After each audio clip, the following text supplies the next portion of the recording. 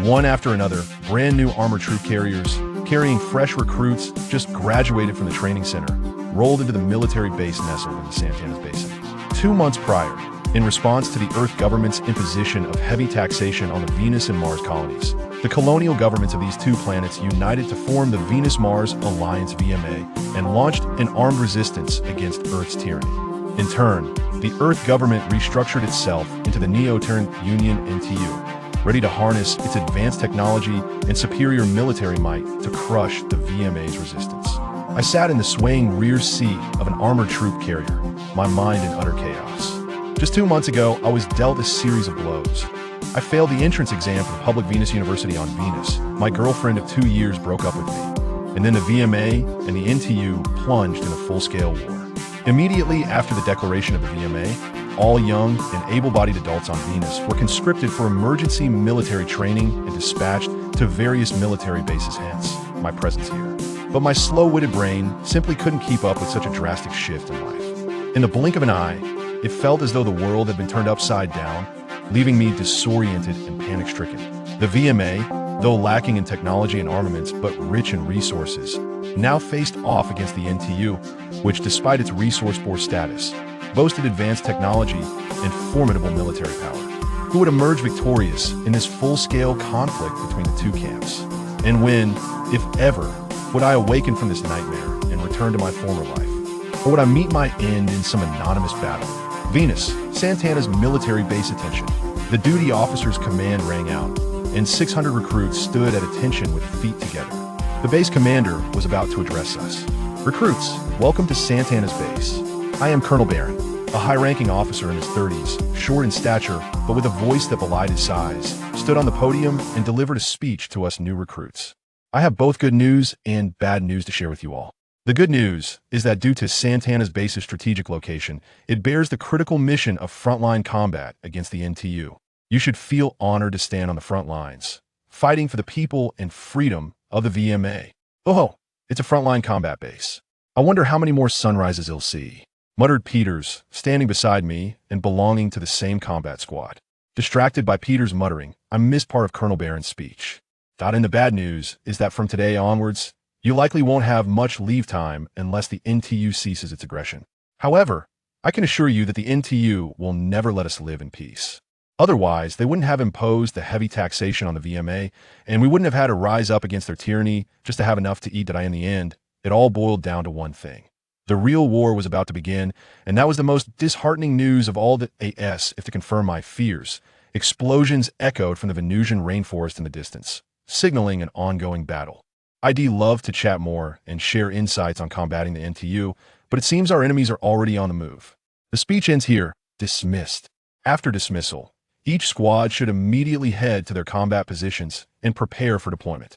Colonel Barron's order sent the 600 recruits scurrying to their designated positions under the leadership of their squad leaders. We were no exception, though our squad seemed particularly unlucky, as our squad leader led us to a defensive position closest to the direction of the explosions. Oh boy, it looks like I'm really out of luck these days. Not only did I fail the university entrance exam and break up with my girlfriend, but even my first combat assignment after being drafted is right next to the hot zone. Besides being unlucky, I can't think of any other reasonable explanation. Gripping my weapon tightly, I could hear my own fierce heartbeat. Although the explosions in the rainforest were clearly audible, I was too nervous to register them. In the training center, I often heard non-commissioned officers and veterans talking about the horrors of the battlefield. Artillery fire could tear soldiers' bodies into pieces. Plasma flames from vehicles could engulf crew members' fragile flesh, or when the two armies closed in, bullets would fly everywhere, mercilessly taking lives. Will I be next? Is an enemy shell heading straight for my shelter? Is there an enemy sniper out of my sight, using a high magnification scope to choose where to send a fatal bullet into my body? Jason, calm down, said Sergeant Squad Leader Michael, who had somehow appeared beside me and patted my shoulder. The sound of the battle is still far away. We're safe. Don't overthink it. Just follow what we learned in training. Getting hurt isn't that easy, or there wouldn't be so many veterans left to tell those scary stories. Yes, Sergeant, I forced myself to take a few deep breaths. Although still very nervous, I felt a bit better. However, the shadow of death still clung to my will and thoughts, and the sound of my pounding heart continued to assault my eardrums. Good, Jason, Keep doing that, Michael said, giving me another reassuring pat on the shoulder before returning to his post. Deep breathing helped temporarily clear my chaotic thoughts, but as soon as I slowed my breathing, fear crept back in. Reluctantly, I forced myself to review the information from training. Looking at the weapon in my hand, the ASR-30 assault sniper rifle, with an effective range of over 1,100 meters, firing dart-shaped, fin-stabilized armor-piercing projectiles and a magazine capacity of 15 rounds. Designed and manufactured on Mars, it was quickly distributed to frontline units after the formation of the VMA, becoming the standard issue for snipers. Due to the VMA's lack of spacecraft capable of space navigation, the NTU controlled the space routes. In theory, the NTU space fleet could fly over any colony and bomb it into oblivion. However, colonies were protected by robust anti-air defense networks. The last time the NTU attempted a planetary bombing against the Martian Central Colony, over half of their spacecraft were shot down by planetary defense missiles, leaving the Martian Central Colony with only minor damage. Consequently, the NTU switched tactics to airdropping ground troops outside the range of planetary defense missiles to suppress the VMA through ground attacks. This is why the Santanas Basin is a strategically critical location. The vast terrain of the Santanas Basin makes it difficult for planetary defense missiles to fully cover the entire area, and the defense focus has always been on densely populated regions. The flat bottom of the basin is also an ideal site for airdropping troops. Since the NTU successfully destroyed the few missile defense systems in the Santanas Basin a month ago, they have been continuously airdropping ground forces into the basin, prompting the VMA to reinforce the area as well. This is the reason I am here now. Chapter 3 donned in our rudimentary space suits. We boarded the Bloodsucker, launched by a cargo spacecraft. Typically, civilian passenger spacecraft are equipped with artificial gravity and cushioning systems, which not only mitigate the G-force during takeoff but also provide passengers with a more comfortable journey through the cosmos. However, our Bloodsucker was merely a hastily modified cargo shuttle. Lacking any mechanisms for cushioning or gravity generation, VMA did not possess such technology. Consequently, during takeoff, each individual had to secure themselves tightly with seatbelts to endure the gravitational forces, and once we reached the void of space, we began to drift aimlessly within the cargo bay like lost souls. Through the narrow navigational observation window at the front of the cargo hold, we glimpsed the spacecraft carrying our Bloodsucker and saw bulk freighters laden with armored vehicles and personnel. Nearly 150 various cargo ships forming a colossal fleet of space transport, hurtling at full speed toward our next battlefield. The only defensive force this entire fleet of cargo spacecraft possessed was the Bloodsucker itself. Was it truly the intention of our superiors to send us to seize NTU's warships with such inadequacy? This vessel could scarcely withstand a casual shot from NTU's armada. Should we fall victim to a direct hit from NTU's main cannon, we would be obliterated on the spot if a secondary weapon merely punctured our Bloodsucker. Allowing the air to escape, our rudimentary space suits would only afford us half an hour of oxygen, after which our fate would be sealed. A sergeant from the 3rd Platoon spoke up, expressing his disdain for our impending doom. It looks like we're all destined for death. I detest this feeling. I nodded in agreement. Given the choice, I would prefer to be comfortably nestled in my home, enjoying a peaceful slumber. Yet, this is war. And even hiding in the bridge of the transport vessel does not guarantee a prolonged survival. So, are you here to share our fate, Commander? The sergeant's gaze held a hint of mockery, distorted further by the reinforced glass visor of his space suit. Frankly, I am not at all appreciative of your actions, Commander. How so? I inquired, intrigued. Although I had not undergone officer training, I often heard officers proclaiming their intent to share hardships with their troops, believing it would foster camaraderie. Yet, it was apparent that this non-commissioned officer held a different perspective. Commander, you must understand that fighting alongside us does not ensure our survival on the battlefield. However, your gallant actions in war have led our superiors to assign perilous tasks to you, inadvertently placing us in dangers we would otherwise have avoided.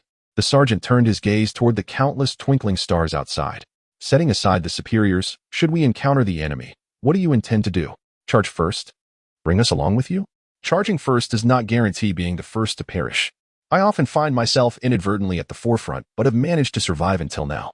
That may be true for you, Commander, but luck does not last forever. Hiding at the back can also lead to being struck by stray fire. I patted the sergeant's shoulder. Yet here you are, alive. Indeed, he sighed. But I can't help but think of my friends stationed in less fortunate units, now comfortably lounging on Venus. Just venting my frustrations, my apologies, Commander. Not at all, I share your sentiments. Truthfully, wearing a space suit rendered every task inconvenient. Sleeping was manageable, as the suit provided warmth and did not hinder the act of lying down. However, When the need arose to relieve oneself, the suit lacked zippers like ordinary pants. One had to remove the entire suit to use the restroom. In the weightlessness of space, urine and feces would not fall into the toilet due to gravity but would float chaotically within the bloodsucker. Although the toilet was equipped with a vacuum system to draw waste into it, the device's power was insufficient if one did not position themselves closely enough. The turbulent airflow could instead propel the waste toward one's exposed backside. This was bearable, but the true horror lay in the potential for waste to drift into other compartments of the bloodsucker.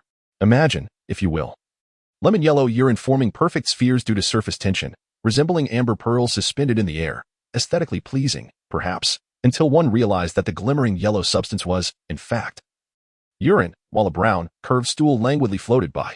Especially disconcerting during mealtime, witnessing condiments drift toward one's food, evoking a sense of dread. Enough already. Disgusting. Even worse, while the space suit offered protection, one had to remove it to use the toilet, exposing oneself to the myriad of hazards within the vessel. And when the vacuum system activated, the surrounding debris would surge toward you like a horde of desperate horses rushing to a stream. The floating waste, propelled by air currents, would gravitate toward the area of least pressure, your bare backside at that moment. Thus, soldiers would forego removing their space suits whenever possible, citing the need to remain vigilant and ready for unexpected combat. But in reality, it was simply a matter of avoiding exposure to the floating filth within the cabin. As this uniquely unpleasant journey persisted for 2 days, the alarm within the bloodsucker blared, signaling an imminent enemy attack, and all soldiers collectively exhaled in relief. 7 NTU combat vessels detected ahead, bearing 15 degrees, elevation 27 degrees, distance 118,000 meters, rapidly approaching our fleet. All ships, launch assault craft to engage the enemy. A metallic clang resonated from the exterior, reverberating through the bloodsucker as the cargo hooks released us, sending the bloodsucker drifting away from the cargo ship with the momentum of the release. In the meantime, soldiers hurried back to their seats and secured themselves with seatbelts.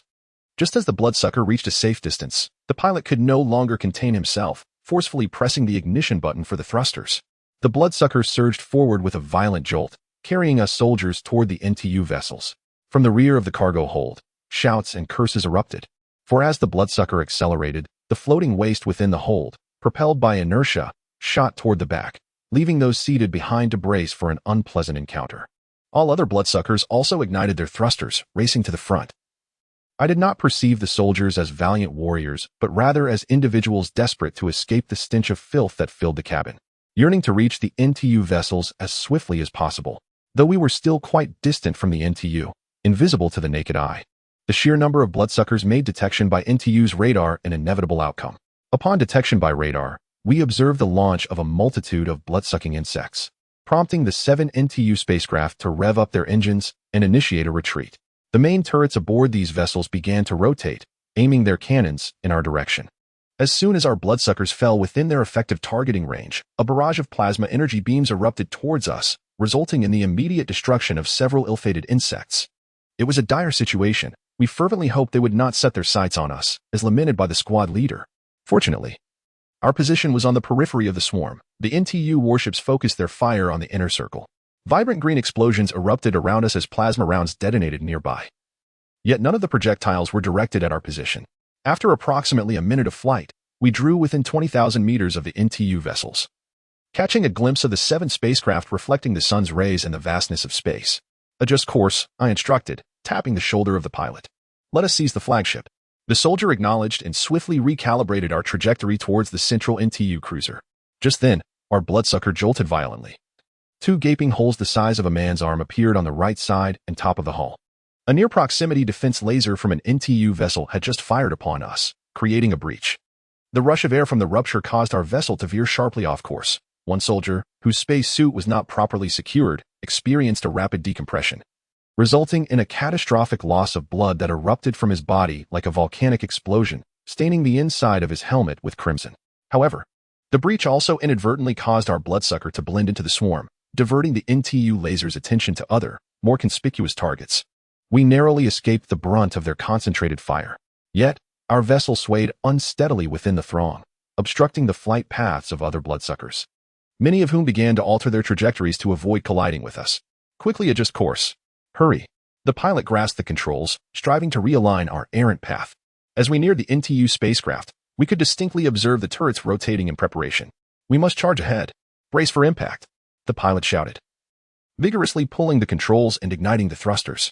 Our bloodsucker carved a sweeping arc through space, and the specially designed bow of our vessel struck the hull of the NTU cruiser with tremendous force, creating a significant breach akin to a mosquito piercing human skin, embedding our cylindrical assault tube deep within the cruiser's structure. Chapter 4. Though I had mentally prepared myself for the intense impact we were about to endure, the reality of the collision was another matter entirely. The violent jolt rattled me to my core, leaving me with the disorienting sensation that my brain was submerged in boiling water, likely a consequence of ruptured microcapillaries in my brain. Fortunately, we had fortuitously adhered to the NTU spacecraft. We needed to act swiftly before other NTU vessels discovered our presence and attempted to detach us. I rallied the 26 soldiers who had not succumbed to the disorienting aftermath of the collision and opened the hatch to the assault conduit of our vessel. Although the conduit had sustained some deformation from the force of the impact, its width still allowed for passage. We maneuvered through the conduit like fish swimming through a pipe, entering the interior of the NTU cruiser. Activating the rudimentary lighting attached to our spacesuits, I surveyed our surroundings. Our craft had seemingly crashed into an NTU cargo bay, where numerous organic plastic storage boxes floated. In the distance, the airlock door was firmly sealed, its control panel flickering ominously with a red warning light. Observing the floating storage boxes, a realization struck me. While commercial spacecraft are equipped with artificial gravity generators, it was illogical for a military vessel like the NTU cruiser to lack such technology. The absence of gravity indicated that the artificial gravity system may have malfunctioned or, worse, been intentionally disabled by NTU personnel. While the soldiers aboard the NTU cruiser were undoubtedly skilled in combat on the surface of Venus, they lacked familiarity and training for battles in a zero-gravity environment. Our soldiers had no experience in the disorienting chaos that even the slightest movement could unleash in such conditions. To put it bluntly, they would struggle to aim effectively in zero gravity. Even the minutest action of raising a weapon could send them tumbling uncontrollably. Setting aside our soldiers' unfamiliarity with zero-gravity combat, an even graver concern loomed. Despite the low recoil of our weapons, they still possess some degree of kickback. If a soldier fired a shot, one could expect to be thrust backward, a scenario that would be relatively manageable. However, the more concerning possibility was that an off-center recoil could send a soldier spinning uncontrollably, rendering them incapacitated without any need for NTU forces to intervene. The same principle applied to me, although I was confident in my ability to aim using my supernatural powers. I could not simultaneously adjust my stance to ensure that the recoil aligned with my center of mass. It baffled me why the military would issue such recoil-producing firearms to troops expected to operate in a zero-gravity setting. Realizing the futility of using my gun, I discarded it and drew a grenade from my belt. "Commander, your weapon." The lieutenant trailing behind me hesitated to inquire upon witnessing my action. "Wait. Under no circumstances are you to fire your weapon without my command, even if we come under fire from the enemy. Do you understand?" I issued the order firmly. The soldiers exchanged glances, their faces betraying concern. Forbidding them from firing effectively condemned them to death. Our weapons had recoil. And even if they were not afraid of becoming human tops, I feared that in the midst of a chaotic spin, a bullet could unintentionally strike one of our own. I shrugged, uncertain if anyone could perceive my expression through the confines of the spacesuit. No firing, not even with grenades. I do not wish to see anyone hurl a grenade behind us. Upon hearing my words, the soldiers glanced at one another. A few bolder individuals mimicked my actions, discarding their firearms in favor of grenades, while the more cautious ones clutched their weapons tightly. I gently tapped one of the floating boxes with my finger, the reaction propelling me slowly towards the control panel of the airlock. As I reached the panel, I grasped the protruding section to stabilize myself and input the emergency manual override code for the airlock. With the code entered, I pressed the button, and the airlock door began to open slowly. As the air rushed out, it caused the soldiers floating in zero gravity to collide with one another, and I had to grip the control panel firmly to maintain my position until the door fully opened, allowing the last. I advanced towards the corner, where the dismembered bodies of NTU security personnel floated amidst the haze of explosive smoke in the corridor. The metallic walls on either side were riddled with shrapnel marks and various circular bloodstains, while more blood slowly dripped from the wounds of the corpses, forming spherical shapes that floated in the space like countless celestial bodies suspended in the cosmos, stained with crimson. I had no time to admire or mourn this scene. I needed to secure weapons for myself and my soldiers, lest our blood soon join the drifting remnants of the weightless void. I seized laser pistols crafted from composite materials from the hands of the 6 NTU security personnel and retrieved an energy cell from the waist of one of the deceased. These lightweight laser pistols, while not particularly powerful in ground combat, proved to be the optimal weapon in a zero-gravity environment. Notably, laser weapons generate no recoil. Thus, when aiming. The pistol's relatively light weight does not significantly alter the shooter's floating state, allowing for focused targeting without the distraction of adjusting one's posture in response to the aim. With these firearms, one can fire freely, unburdened by the concern of being spun like a top by recoil. I took one of the laser pistols for myself, distributing the remaining 5 to other soldiers. I commanded one to follow closely behind while the other 4 provided cover as we glided onward. Our group moving like phantoms towards the armory. En route, we encountered no other NTU personnel. However, the ship's hull trembled violently several times. Likely due to other parasitic entities assaulting this NTU cruiser, the tremors resulting from their impact against the hull. In the corridor leading to the armory, 2 surveillance cameras armed with laser guns were positioned, yet they posed little challenge to me. I did not even need to peek around the corner to locate them. Instead, I reached out from an unseen angle and effortlessly fired at the cameras with my laser pistol, destroying them with ease. The armory door was secured by an electronic keypad lock, which may be effective against others, but held no power over me, as I could intuitively discern the password through my psychic abilities. After inputting the code on the control panel, the armory door slid open silently to either side. Had the NTU personnel been aware of this situation, they might have opted for the more primitive mechanical locks. We entered the armory unobstructed and, upon unlocking the weapon cabinet secured by the electronic lock, we successfully acquired a substantial number of laser pistols and rifles. Almost every soldier was equipped with a laser rifle and 2 laser pistols, their waists laden with energy cells. In the absence of gravity, even if one were to carry several tons of equipment, the weight would feel negligible. Upon exiting the armory, we promptly proceeded to the propulsion area. If we could disable the power system of this NTU cruiser, all defensive measures and monitoring systems on board would consequently shut down, alleviating the challenges of seizing the vessel. Additionally, other NTU ships would descend into chaos, deprived of their flagship command, thereby reducing the potential bombardment losses for the VMA fleet, comprised of cargo vessels. Chapter 5. We approached the power compartment of the cruiser with utmost caution. Given the perilous nature of the area, we refrained from deploying grenades to avoid triggering a catastrophic explosion that could obliterate everyone into cosmic dust or damage the power core control facilities, rendering us incapable of safely shutting down the ship's propulsion. Instead, we relied on the laser weapon systems borrowed from the NTU arsenal. Fortunately, our soldiers were clad in makeshift space suits that provided a modicum of protection, whereas the NTU personnel donned only standard uniforms. Although we could not utilize grenades in the power compartment, 2 sergeants and the staff sergeant carried flashbangs, which we could employ to support our offensive. Furthermore, while the NTU crew was equipped solely with laser pistols, we had also acquired laser rifles from the weapons cache, granting us an advantage in numbers, firepower, and defense. Despite the airtight door to the power compartment being sealed by the NTU personnel, they neglected to destroy the control panel on the exterior, allowing me to input the emergency manual override code. I strategically positioned our soldiers for the assault, ensuring those responsible for fire support found secure locations to brace themselves, thus minimizing the risk of their bodies shifting while aiming. Upon entering the emergency code on the control panel, I tossed a flashbang through the narrow opening as the door slowly creaked open. Curses and screams erupted from behind the door as the NTU personnel were momentarily blinded by the intense light. Incapacitated by the sudden darkness and the agony of their dazzled eyes, they flailed helplessly, resembling dying fish adrift in the void. Everyone drop your weapons. Do not move. As soon as the airtight door opened wide enough to pass through, the staff sergeant surged ahead into the power compartment, followed closely by the other soldiers. The NTU personnel within, rendered defenseless by the flashbangs, surrendered without resistance, while the few unscathed individuals dared not confront our soldiers wielding laser rifles, discarding their weapons and raising their hands in submission. While the staff sergeant and his team collected the NTU weapons, I inspected the engine control panel and was pleasantly surprised to find it unsecured by a password. It seemed our flashbang assault had caught the NTU off guard, preventing them from locking down the power control system. I busied myself at the control panel, first shutting off the power distribution to the bridge and the tactical command center, then disabling the energy supply to the turrets, and even cutting off the lighting systems throughout the ship, leaving only the life support systems operational. To my advantage, I discovered a control panel adjacent to the power control panel that regulated the artificial gravity system. Without hesitation, I activated the artificial gravity generator. Although floating in zero gravity could be amusing and energy efficient, it was not the time for frivolity. Our soldiers would be significantly hampered in a weightless environment, and survival would be more feasible under gravity. Sergeant, you will oversee this power compartment. I will leave 20 men with you to secure the area. Find 6 volunteers to accompany me. Sir, taking only 6 is too perilous. The staff sergeant protested earnestly.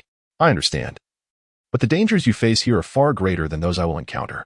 In addition to the NTU likely sending reinforcements to reclaim control of the power compartment, you must also guard the NTU prisoners. Moreover, our allied forces boarding this ship may not be aware of our occupation and could greet us with grenades rather than hand signals, I explained.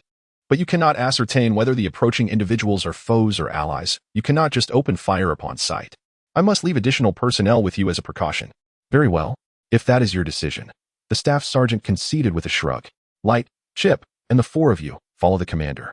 With the sergeant's command, two of the squad leaders stepped forward, followed by the remaining four soldiers trailing behind me. Thank you for handling this. Remember to secure the door, I said. Turning to leave, only to recall an important detail. Oh, and please mark the door with VMA occupied zone. Visitors, please knock first. It might serve as a reminder for our allies not to toss grenades in immediately. Yes, sir, I will make sure of it, the staff sergeant replied. Suppressing a chuckle. As we exited the power compartment, I realized that I had cut off all the ship's lighting, plunging the hallway into darkness. I activated the illumination on my space suit to light our path. Sir, turning on lights in the dark is far too dangerous, Sergeant Chip cautioned. It could easily alert the enemy and make you a conspicuous target. However, it also signals our allies aboard the cruiser that we are not foes. And they should refrain from greeting us with grenades, I shrugged. My space suit should mitigate some damage from NTU laser pistols. Sustaining a few shots was survivable. But a grenade would be another matter entirely. As we made our way toward the NTU Tactical Command Center, we spotted flickering lights around a corner. Other VMA soldiers aboard the cruiser, seeing our illumination, flashed signals against the wall to inquire about our identity. After responding with our signal, a VMA sergeant emerged from around the corner, accompanied by 7 others. Is it just 8 of you? No, sir. We originally had over 30 aboard this cruiser. But my men struggled with zero-gravity combat and found their weapons unwieldy. We suffered considerable losses during the skirmish with the NTU security personnel, the sergeant recounted, his expression reflecting the lingering fear of the encounter. Fighting in zero-gravity with recoil weapons is truly a recipe for disaster. Had someone not activated the artificial gravity system aboard this vessel, you might have seen NTU personnel standing over our corpses. Can you still fight? I need manpower to secure the Tactical Command Center. We can fight, but our injured comrades require care. I contemplated the situation. If we could swiftly seize control of the ship, we could safely transport the wounded to the medical bay and deactivate the artificial gravity, allowing the injured to float effortlessly into the infirmary. Otherwise, we would need to secure the medical bay first, diverting personnel to carry the injured, which would severely diminish our defensive capabilities against any NTU counterattack. Leave 2 individuals behind to tend to the wounded. If NTU personnel approach, do not resist, simply surrender. I commanded decisively. The rest, come with me. The sergeant shrugged, designating 2 soldiers to remain behind while he joined the others and me in advancing toward the Tactical Command Center. Upon reaching the exterior of the command center, preparing for our assault, I calculated our forces, 13 on our side against potentially over 30 NTU personnel inside. While we possessed superior firepower and defense, their numerical advantage could inflict significant casualties if they mounted a determined resistance. Sergeant, wait a moment. When I open the door, you all throw a flashbang inside. Do we have flashbangs? Upon receiving a nod from the sergeant, I continued, when we rush in, do not turn on the lights. But each of you must yell at the top of your lungs, commanding the enemy to drop their weapons and surrender, and you must repeat this incessantly. Furthermore, every individual must keep moving swiftly. Do not halt until I give the order. Understood? Sir, why must we repeat the command for surrender continuously? A single command should suffice. Shouldn't it? One soldier queried. If everyone shouts, the enemy will be unable to hear clearly. Precisely, I want them to be unable to hear. Do not fear straining your throats. Those who lose their voices will receive priority medical care. Now let's proceed. I input the code on the control panel beside the airtight door and opened it. The sergeant promptly threw a flashbang inside, and then all the soldiers charged in, shouting, "Drop your weapons. Don't move." They followed my instructions, moving continuously. Inside the battle command center, the NTU personnel momentarily lost their vision due to the blinding flashbang and were soon overwhelmed by the cacophony of shouting enemies rushing in. The metallic clang of space suits clattering against the metal floor echoed endlessly, indicating the arrival of numerous foes. The NTU personnel, uncertain of how many enemies had infiltrated, quickly resolved to abandon their futile resistance, discarding their weapons and raising their hands in surrender. It was indeed fortunate to have terrified the NTU personnel into surrendering without a single shot being fired. I let out a quiet sigh of relief. Aside from this cruiser, VMA successfully captured 5 additional NTU destroyers and escort ships, with only one vessel exploding due to stray fire during the skirmish between the boarding forces and the NTU crew. Ironically, despite seizing 6 space combat vessels, VMA lacked sufficient qualified personnel to operate them. The fleet commander dispatched crew members to take over the captured cruiser. Yet they were incapable of managing its power, radar, battle systems, or artillery equipment. They even required my guidance, despite my not being a formal space vessel operator. In essence, they knew nothing. The only functional aspect of the cruiser was its medical facilities, prompting the fleet commander to repurpose the ship as a medical vessel, transporting injured soldiers for treatment via shuttles. They did not even remove the bloodsucker assault shuttles that had clung to the vessel during the boarding operation. As there were no issues with resistance in the vastness of space, it merely looked unseemly. The monotonous voyage continued for approximately 6 days until a cerulean planet with a solitary satellite emerged in our view. It was Earth. Chapter 6. I have always felt something amiss. Why do we find ourselves in the vicinity of Earth rather than providing assistance to our allies on Mars?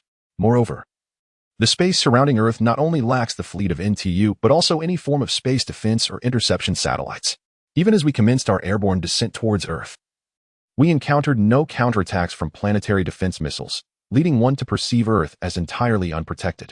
Perhaps NTU believes that VMA lacks operational spacecraft, and thus has not fortified its defenses, or perhaps our intelligence units fortuitously uncovered information indicating NTU's vulnerability.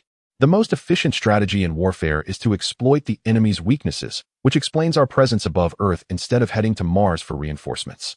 Nonetheless, pondering these matters now seems futile. The reality is that cargo ships are landing en masse in a basin nestled within a mountainous region, unloading the military supplies they carry. Troops are beginning to regroup. The 2 companies of armored vehicles that originally belonged to the 5th Battalion have been reassigned under my command. Conversely, the mechanized infantry suffered substantial losses during the last assault on NTU's space combat vessels, prompting command to allocate 2 standard infantry companies to my battalion to fill the gaps. Simultaneously, my battalion has been redesignated as the 3rd Battalion of the 1st Task Force. Under the command of a 29-year-old officer holding the rank of Major, our primary objective is to seize the NTU military production facility located approximately 100 kilometers from our landing site. It is anticipated that we will not encounter significant enemy resistance. Everyone is aware that NTU is severely resource-deprived to the extent that they cannot even manufacture planetary defense missiles, leaving this production facility in a semi-abandoned state with only a handful of soldiers stationed there. Although these soldiers may be insufficient to prevent us from capturing the military facility, they are certainly capable of sabotaging critical technological data and production equipment. Thus, the crux of this operation lies in swiftly neutralizing the enemy while minimizing damage to our objective. The task at hand, as the commander articulated, is not overly complex. We are merely tasked with securing a military factory that is scarcely guarded. I couldn't help but think that in times of peace, I might have signed up, as earning a bit more money is hardly a detriment. However, now, should I enlist, I am acutely aware of the blood that may stain my hands. I shook off Jiana's grasp. Are you aware of their plans to employ chemical weapons at the armament factory? I certainly do not wish to be implicated in such matters simply because I chose to volunteer for military service. What is the issue with using chemical weapons? Jiana's wide eyes stared at me in disbelief. After all, it is still murder. Does the method truly matter? Indeed, the means of killing may be inconsequential. But the crux of the matter lies in my aversion to taking lives.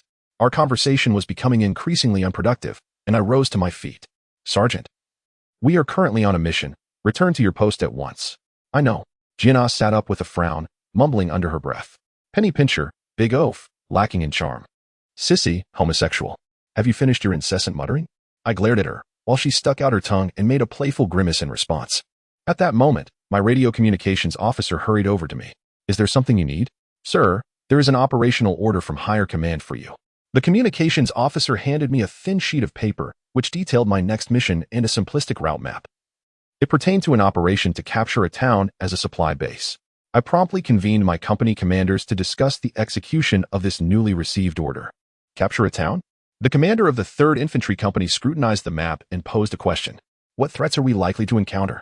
According to intelligence reports, there are currently no enemy troops stationed in the target town, but they could amass a large force at any moment. If we can seize the town before the enemy arrives, we can not only prevent them from using it as a supply base, but also utilize it as a strategic outpost for operations. In truth, we had not been provided with this intelligence, but I sensed the enemy's movements. To clarify the situation for my subordinates, I decided to fabricate a decree from command. No enemy presence? The commander of the 2nd Mechanized Infantry Company raised an eyebrow. In the absence of enemy forces, it's a race. I can lead my company at full speed to secure the town. Very well, I entrust you with the vanguard. I nodded in agreement. However, upon reaching your destination, do not immediately occupy the town. Instead, establish defensive positions to the east and south of the town to prepare for any potential counterattack. As long as I have tanks following closely behind to provide support, that will suffice, the commander of the 2nd Company assured me. I will ensure that the 1st Tank Company follows your lead. The 3rd and 4th Infantry Companies will follow suit, responsible for securing the town, however. Exercise caution and treat the residents with utmost kindness. Although they may not be well armed, their sheer numbers could overwhelm us if they choose to revolt. Understood, sir. Both infantry company commanders nodded in unison. All right, everyone, let's move out. I gestured for the assembly to disperse. If fortune smiles upon us, perhaps we shall avoid camping tonight. Chapter 7. The occupation operation proceeded remarkably smoothly. The Advanced Mechanized Infantry Company encountered no obstacles and successfully entered the target town, while the subsequent infantry occupation faced no resistance from the local residents. Although it was evident that the townspeople harbored a disdain for us invaders, they displayed little hostility and complied with the imposed martial law, remaining indoors. The only trouble we encountered was the mayor's demand that we ensure the residents' basic daily needs were met and that the military would not harass civilians. The mayor's request was not particularly troublesome. Despite the absence of strategic supplies in the town, the stock of essential goods like food was still quite ample. As long as the military refrained from requisitioning all the town as supplies, a shortage was unlikely to occur. Conversely, the power plant supplying the town with electricity had ceased operations due to a lack of high-energy fuel rods. But we had an abundance of these rods to supply the plant, making it easy to restore its function. Thus, I entrusted these matters to the supply officer while I focused on arranging the defensive positions of the troops. NTU did not immediately launch an attack against us, likely due to their insufficient forces near our landing site. However, this was Earth, the stronghold of NTU, and they could mobilize a large contingent against us at any moment. Moreover, our equipment was not as advanced as NTU's weaponry, and if our defensive positions were not adequately prepared, we would likely struggle to withstand their assault. Shortly after we occupied the town, the commander, accompanied by the 2nd Battalion Task Force, also entered the town. The commander established a temporary command post in a school, while the 2nd Battalion took up residence in a small airport on the western side of the town to commence preparations. Once operational, this airport would not only serve as a landing site for subsequent supply spacecraft, but also allow air combat units to provide us with aerial fire support. As I sat in the vehicle driven by Jana, en route to the command post at the school, I heard a woman's cry for help nearby. I gestured for Jana to stop the vehicle, and together with 2 infantrymen in the back seat, we drew our weapons and exited the car to investigate the source of the sound. Turning into the alley from which the cries emanated, we were confronted by 4 soldiers in VMA uniforms restraining a disheveled girl. I had often witnessed similar scenarios in soap operas where occupying forces harass civilians, but I never expected to encounter such a situation myself. Fortunately, none of these soldiers were under my command. Otherwise, I, as the battalion commander, would certainly face repercussions for negligence. Release her. What are you doing? I bellowed. One of the soldiers, a lieutenant, turned to examine me closely. It's nothing serious. This woman is an NTU spy, and we are taking her in for questioning, he said, shrugging his shoulders in a nonchalant manner. An NTU spy? Though I held no fondness for spies, it was not unusual for occupying forces to detain them to prevent military secrets from being exposed. However, I could sense that the officer was lying. They were merely using the pretense of capturing a spy to justify their misconduct. While their excuse for wrongdoing was somewhat plausible, had they actually attempted to feign a legitimate spy apprehension, I might have refrained from intervening.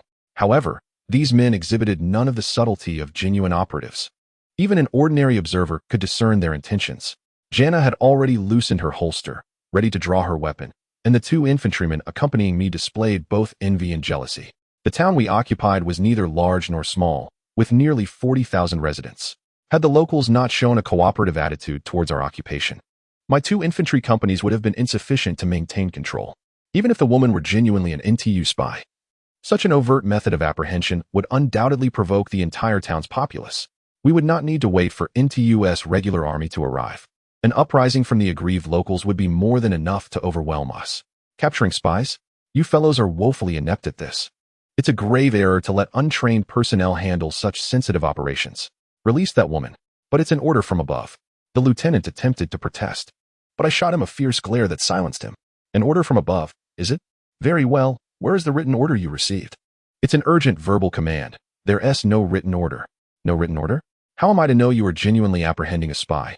In truth, I knew they were not capturing spies at all. However, I had to maintain appearances, especially in front of the frightened girl, who could potentially be a local resident. If the townspeople learned that the occupying forces were abducting women, an uprising would be inevitable. This is truly an order from above. The lieutenant's voice rose in desperation. Do you think I wish to be executed for violating military discipline? Fine, I'll seek out higher command to discuss this matter and address the issue at hand. But now, release that woman, or I shall have you executed on the spot for violating martial law. Seeing my hand grasping my sidearm, the lieutenant could Jason, as a soldier. I cannot permit those under my command to engage in such lawless conduct. The commander sighed. I have never issued such an order. You have not given that order? How splendid. I have found a wretch attempting to evade culpability through deceit. I should have executed him on the spot rather than dragging him back to the headquarters to ascertain the truth. Regrettably, I fear he may not have been lying. The commander expressed with a look of resignation. Do you know to whom he is subordinate? Regardless of his superior. Jason, allow me to speak. The commander abruptly raised his hand to halt my words. You are an exceptional soldier, yet your eyes are too clear and bright. You fail to comprehend that some matters must remain unseen, and even if perceived, must be feigned as unnoticed. Do you know to whom that lieutenant you brought back is subordinate? He belongs to the 1st Battalion.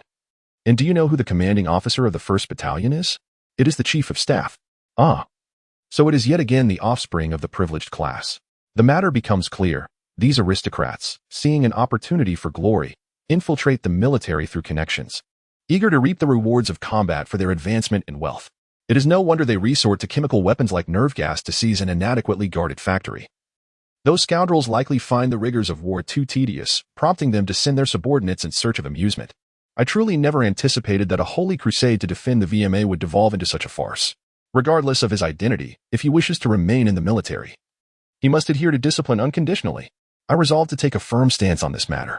After all, if the mischief of these high-born youths incites civil unrest, my subordinates will bear the brunt of it. I cannot allow their safety to be compromised by their antics.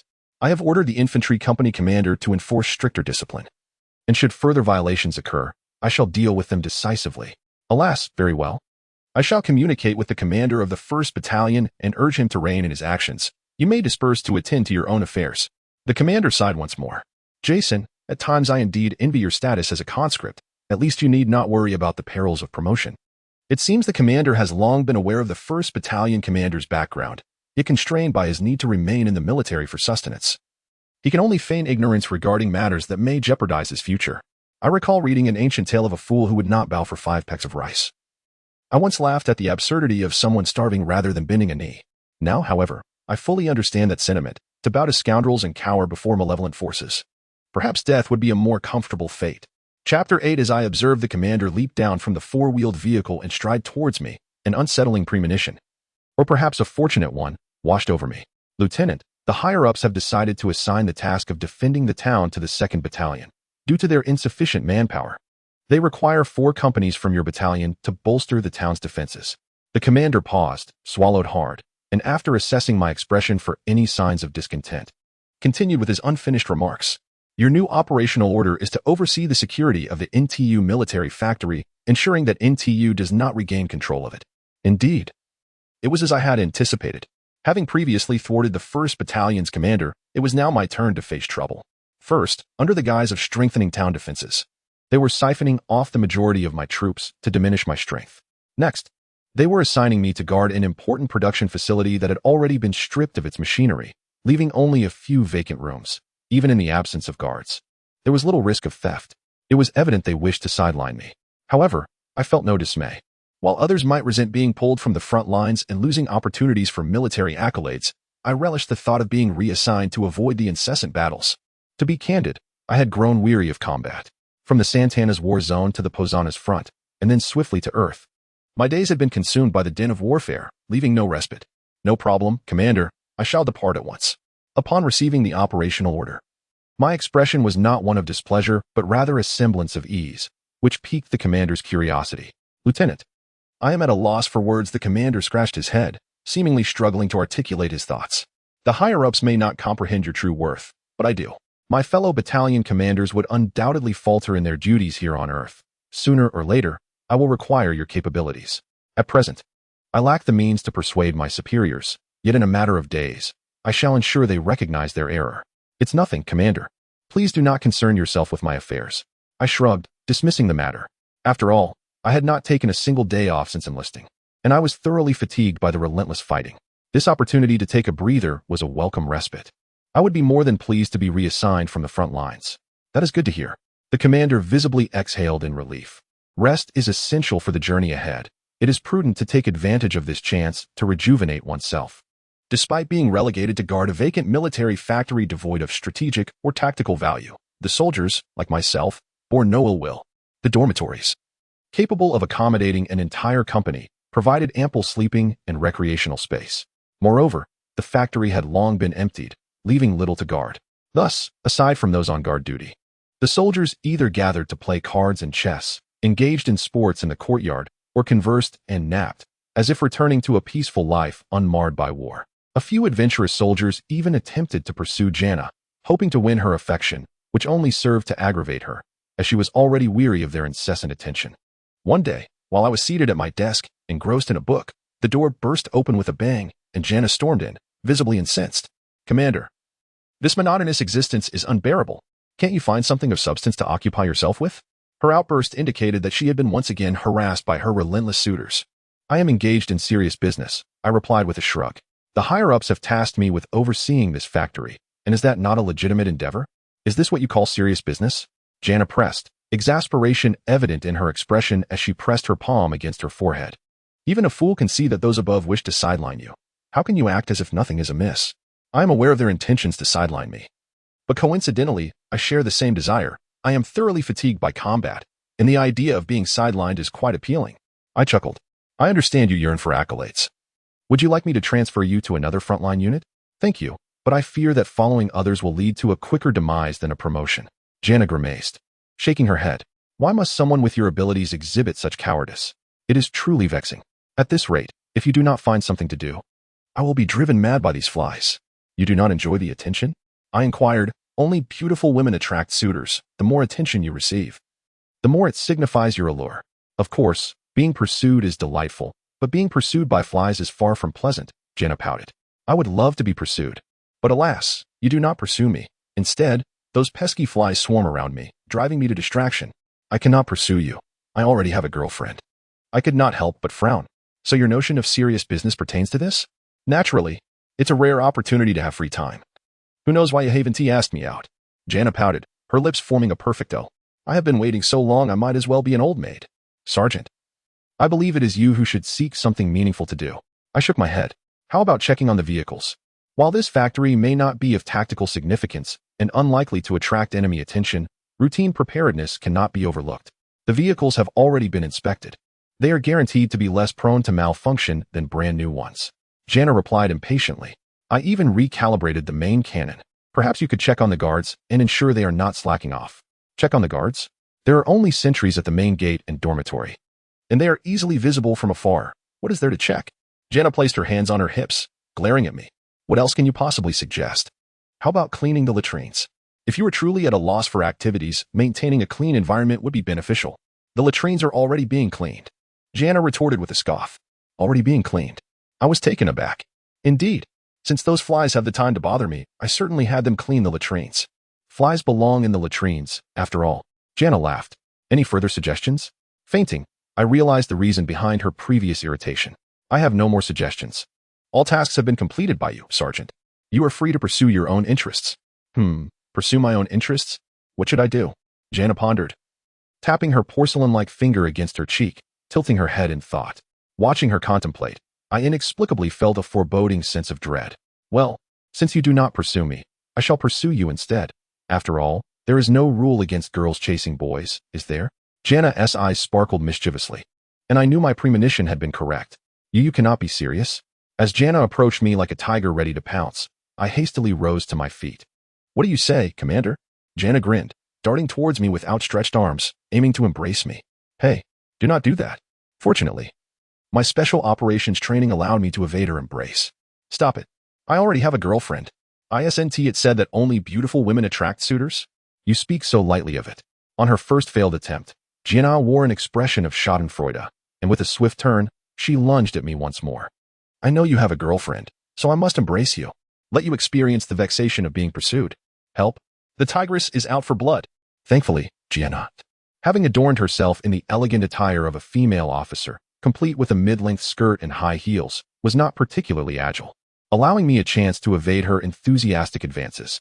However, amidst our playful game of hide-and-seek, an ominous premonition surged within my mind. Wait, we are in trouble. As I concentrated on deciphering the nature of my foreboding, I momentarily forgot to dodge, and Jianna caught me in a firm embrace, planting a kiss on my cheek. Fortunately, unlike Emma, Jianna did not indulge in lipstick, or else I would have been marked with a crimson imprint. Hee, I've caught you. Jianna giggled, resting her head against my chest. Holding you feels so delightful. Stop it, we truly have a predicament. I had discerned the source of my unease. The NTU troops were advancing toward our location. Sergeant, prepare the vehicle and issue a warning of enemy attack. We have visitors. Enemies. Jianna gazed at me in disbelief. Commander, you can't be saying that just to distance yourself from me, can you? Am I that bothersome to you? I am not deceiving you. There are indeed adversaries. I would even wager that if the NTU forces do not appear within a day, I would marry you. Just so you would believe me. Oh my. Jianna released her hold on me. If those NTU scoundrels dare to show themselves within a day, I shall personally ensure their annihilation. Annihilation? Why? Because they have thwarted my chance at a handsome husband. Jianna laughed, rising on her toes to plant another kiss on my face. Commander, you must understand, the wrath of a woman is truly terrifying. Chapter 9. Gazing through the telescope at the approaching NTU forces, I couldn't help but break into a cold sweat. The commander, citing that armored vehicles were unsuitable for defensive tasks, had permitted me to deploy merely one platoon of 4 tanks, alongside an assigned infantry company. Thus, my available forces consisted only of 4 tanks and a little over 100 lightly armed infantrymen, for a mission that could barely be considered a task. This was indeed ample strength. Moreover, I did not believe that NTU would launch an assault on this factory. The strategically valuable production machinery had long been dismantled, and the factory was not situated on a tactical thoroughfare or a commanding height, rendering it a target devoid of tactical significance. However, I had misjudged a critical aspect. I presumed that the NTU commander would not attack this factory or choose this route to counterattack the occupied town, as such actions would merely expose the movements of NTU forces, yielding no advantage. Thus, I believed that NTU's officers would not commit such an error. Yet today, the NTU officer I witnessed had indeed made that very mistake, and their grand force was marching directly towards us. From a comprehensive perspective, the NTU commander had made a grave blunder. He had permitted his troops to traverse rugged and unprotected terrain, exposing them to aerial assaults from VMA, while simultaneously constraining their mobility and offensive capabilities. Worse still, he had allowed us to detect their movements. Yet, from my vantage point, I was now confronted by an overwhelming NTU army, sufficient in number to trample my entire contingent underfoot, and my forces were utterly inadequate to withstand such a tide. To speak bluntly, even if NTU were to stand idly by for us to attack, I was uncertain whether we possessed sufficient ammunition to neutralize their entire force. Sergeant, I recall you claimed that if NTU forces appeared today, you would eliminate them all? I jested with Jianna. I could use your assistance now. Perhaps you could dispose of a few of the enemies? Commander, spare me. Jianna replied with a wry smile. With so many foes, even if I were a vengeful specter, I could not possibly vanquish them all. Nevertheless, our situation was not entirely hopeless. Due to the considerable number of infantry within the NTU forces, their advance was sluggish, affording us sufficient time to call for air support to strike at the NTU troops. I promptly summoned the communications officer and established radio contact with the battalion headquarters. Jason, what is it? The calm voice of the commander came through the radio. Sir, a large contingent of NTU forces is advancing towards our position, with initial estimates exceeding 5,000 troops. They will enter combat range in approximately 15 minutes. I am short-staffed and require reinforcements to resist the NTU forces. I responded urgently. Over 5,000 NTU troops? The commander paused for a moment. Very well, I will coordinate air support to assist you. And I will also dispatch your original 3rd Battalion to bolster your position. Your current location is critical. No matter the cost, you must hold your ground. I will do my utmost, but I do not believe we can hold. Before I could finish, the commander interrupted me. Jason, you must hold your position. We are fighting on Earth. We do not have the luxury of retreat. If you abandon your position, NTU will surround us. I understand. I will do my best. Excellent. Jason, Good luck. As I severed the communication, a foreboding sensation washed over me. Although the commander had promised reinforcements, I harbored a nagging feeling that we would receive none. I hoped it was merely my nerves acting up. We waited in silence, watching as the NTU forces continued their advance towards us. 10 minutes passed. Yet I saw no sign of the promised air support from the commander, nor any artillery fire. It was as though the battalion headquarters was utterly oblivious to the presence of NTU forces here. The NTU troops had drawn near enough to be within range. Yet I could not issue the order to open fire for a simple reason. Not only were we outnumbered by more than 50 to 1, but even if NTU's ground forces did not overwhelm us with their sheer numbers, they could easily call in a few fighter jets to bombard our positions. We, on the other hand, lacked effective anti-aircraft weaponry to counter such aerial threats. Commander, did you truly call for support? Jana asked anxiously. I will attempt to contact them again. I called for the communications officer once more, but this time, I could not establish a connection with the battalion headquarters. It was evident that either the radio equipment had malfunctioned or the headquarters had deliberately severed our communication. It seemed my ominous premonition was beginning to manifest. What is it? Jana's anxious gaze was fixed upon me. I cannot reach them. There is no way to contact battalion headquarters. I set down the receiver. Unless the entire battalion headquarters has been obliterated by NTU, it seems they do not wish to receive our communications. Damn it, they are clearly withholding support. Hoping NTU will eliminate us. Jana spat. I knew those scoundrels were no good. A pack of rogues. Could it be? In the previous incident, I felt the commander was on our side. Perhaps it was merely a coincidence that the radio malfunctioned. Foolish, foolish, foolish. Jana poked my forehead twice with her finger. Let me ask you, the 1st Battalion commander is the son of a high-ranking official. What about the commander? Which high-ranking official is he the son of? You are far too trusting. As long as someone smiles at you, you fail to consider their potential schemes. Have you ever thought that perhaps the commander is the very one who wishes to rid himself of you? After all, he is the highest authority here. If the 1st Battalion commander is over there causing a ruckus with the women, who would suffer the consequences if not him? Without his permission. What audacity would the 1st Battalion commander have to create any disturbances? I was rendered speechless, indeed, while the commander appeared to support my stance. What if his demeanor was merely a facade? I had not taken the time to discern the commander's true intentions. I had naively assumed his outward sincerity indicated his allegiance to my cause. Now, it seemed I would have to pay the price for my blind trust in others. Sergeant, what do you suggest? There is little sense in engaging in battle with NTU. It would be better to retreat.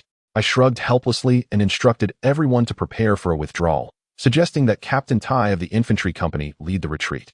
Why let Captain Tai lead us away? Are you not coming with us, Commander? Jinnah stared intently into my eyes upon hearing my command. You cannot possibly intend to stay behind alone, can you? I smiled faintly. It is not as though I would be met with any favorable treatment upon my return. Besides, someone must hold the rear for those fleeing, right? Leave one armored vehicle for me. I shall cover your retreat. One person and a single vehicle against the 5,000 troops of NTU? Commander, are you jesting? Jinnah shook her head vehemently. No, I shall remain as well. What purpose would your staying serve? To drive the armored vehicle for you. You cannot operate the vehicle and control the artillery systems simultaneously. That is not your concern. You should return with the troops. I do not wish to witness unnecessary sacrifices. Do not attempt to intimidate me with death. If I feared for my life, I would not have applied to the military academy. And what if the soldiers of NTU were to assault you? While Jiannah was fearless, it seemed unlikely that she would be indifferent to the prospect of being violated. That would be your fault, Commander. I have long welcomed your improper intentions. It is you who failed to provide me with a beautiful memory, leaving my first experience to be lost in such a place. Jinnah declared resolutely. Regardless of what you say, I am staying. I was rendered speechless. If such reasoning could not sway Jiannah, I truly could not conceive of a means to persuade her otherwise. Very well, if you wish to stay, then stay.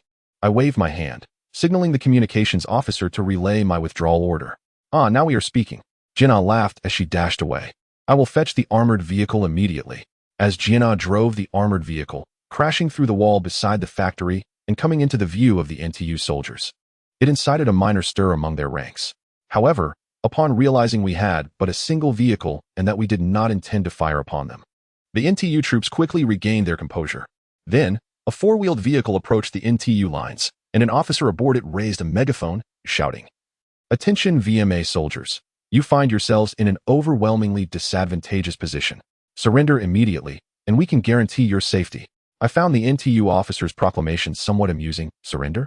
I was currently operating an armored vehicle. How does one simply lay down arms? Should I dismantle the main gun? It seemed he had been instructed to deliver his message verbatim, displaying a rigidity that bordered on absurdity. Nevertheless, my aim was merely to buy time for the infantry to retreat. Whether to surrender or engage in combat was of little consequence. Thus, I turned the turret of the armored vehicle away, signaling my lack of hostility, and opened the hatch above the commander's position to lean out. Seeing our gesture of non-aggression, the NTU officer signaled for the driver to slowly approach my armored vehicle.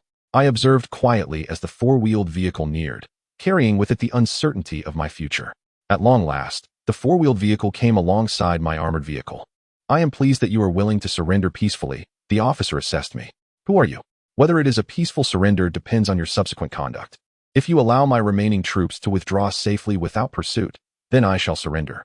I spoke slowly, hoping the deliberate pace of my words might afford the retreating infantry a bit more time.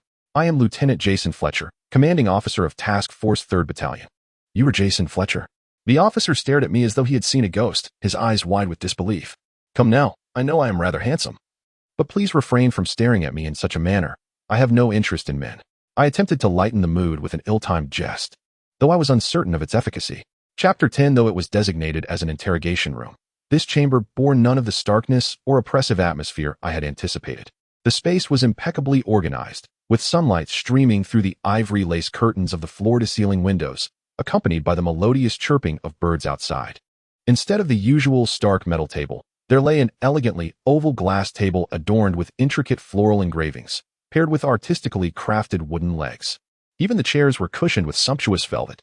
The only element that aligned with my preconceived notions of an interrogation room was the one-way mirror. I was acutely aware that behind it sat several individuals, meticulously analyzing the veracity of my statements using an array of instruments and devices. Despite being a captive of NTU, I had not been shackled with handcuffs or leg irons, nor was I fitted with a prisoner-esque collar to prevent escape. The officer overseeing my surrender, after conversing with his superior, had politely requested that I and Jana take a ride in a four-wheeled carriage, which then transported us to an airport, where we boarded a small passenger plane headed for this so-called NTU interrogation facility. Throughout the journey, NTU made no attempts to restrict my movements, and even the armed personnel assigned to guard me were conspicuously absent. Upon entering the interrogation room, while two armed guards stood at the door, I was certain they were merely ensuring that unauthorized individuals did not approach, rather than preventing my escape. If that were the case, they would have positioned themselves inside the room, as they would need to be aware should I attempt to flee through the windows. I sat quietly in my chair, awaiting the arrival of the interrogator. However, the individual responsible for my questioning never appeared, and the comfortable ambience soon lulled me into a drowsy stupor.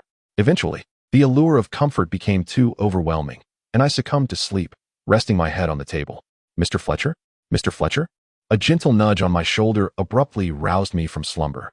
"Mr. Fletcher, are you awake?"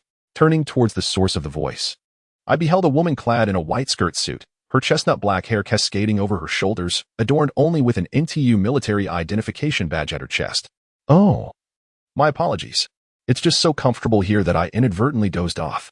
No worries. I should be the one apologizing for disturbing your hard-earned slumber." The woman smiled, pulling out the chair opposite me to sit down. "I am Han Chi, the person responsible for this discussion." A discussion? I had expected an interrogation, or perhaps even torture.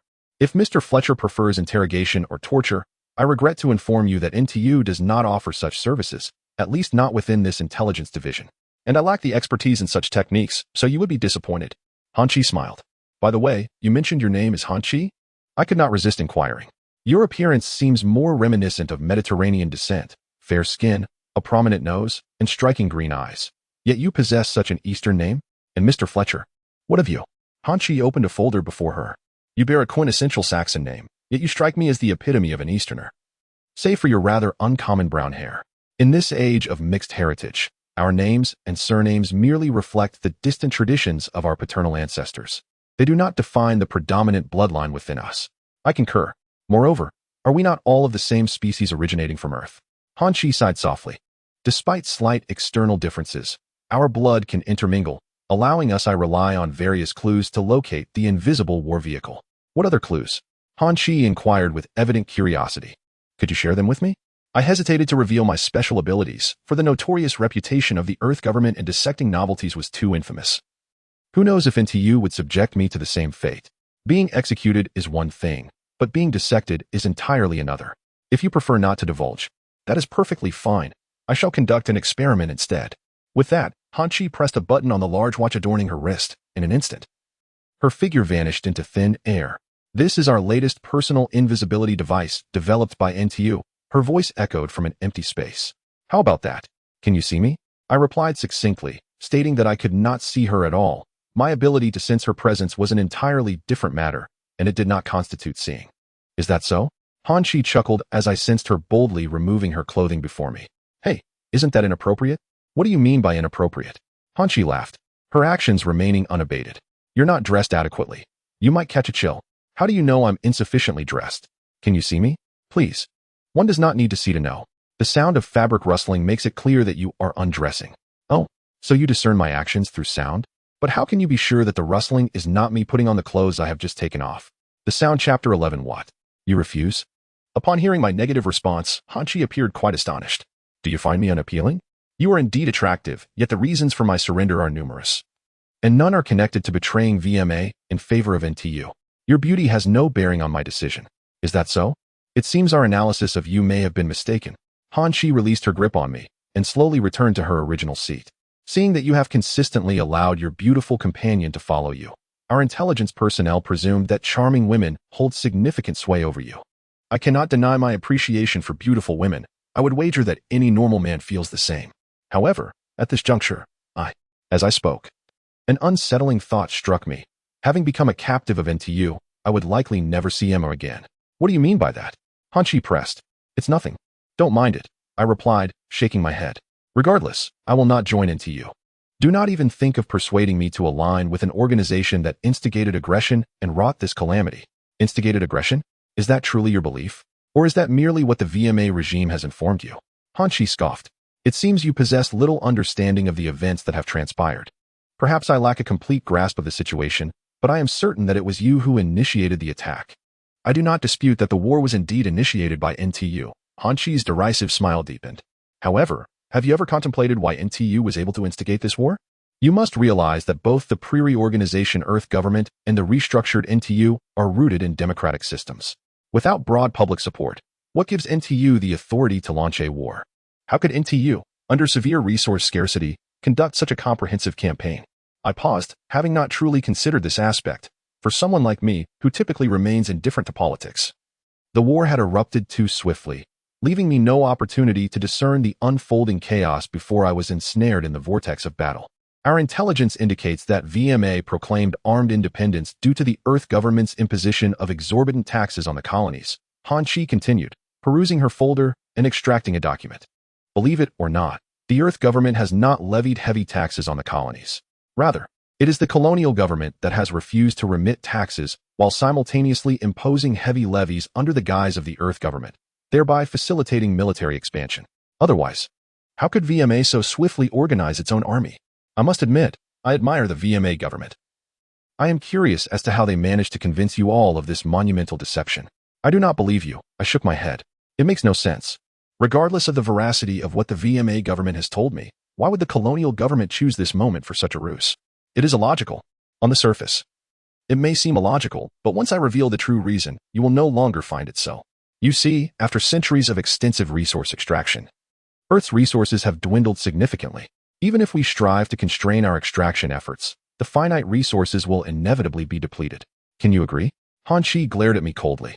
I concede. Thus Earth is particularly reliant on resources imported from Venus and Mars, correct?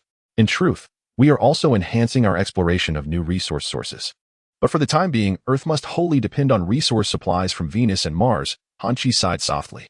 If Venus and Mars were to refuse resource exports, do you comprehend the dire consequences? The Earth's eco after studying the significant defeats in battle, we discerned a commonality. VMA consistently executed remarkably precise and lethal strikes targeting our vulnerabilities.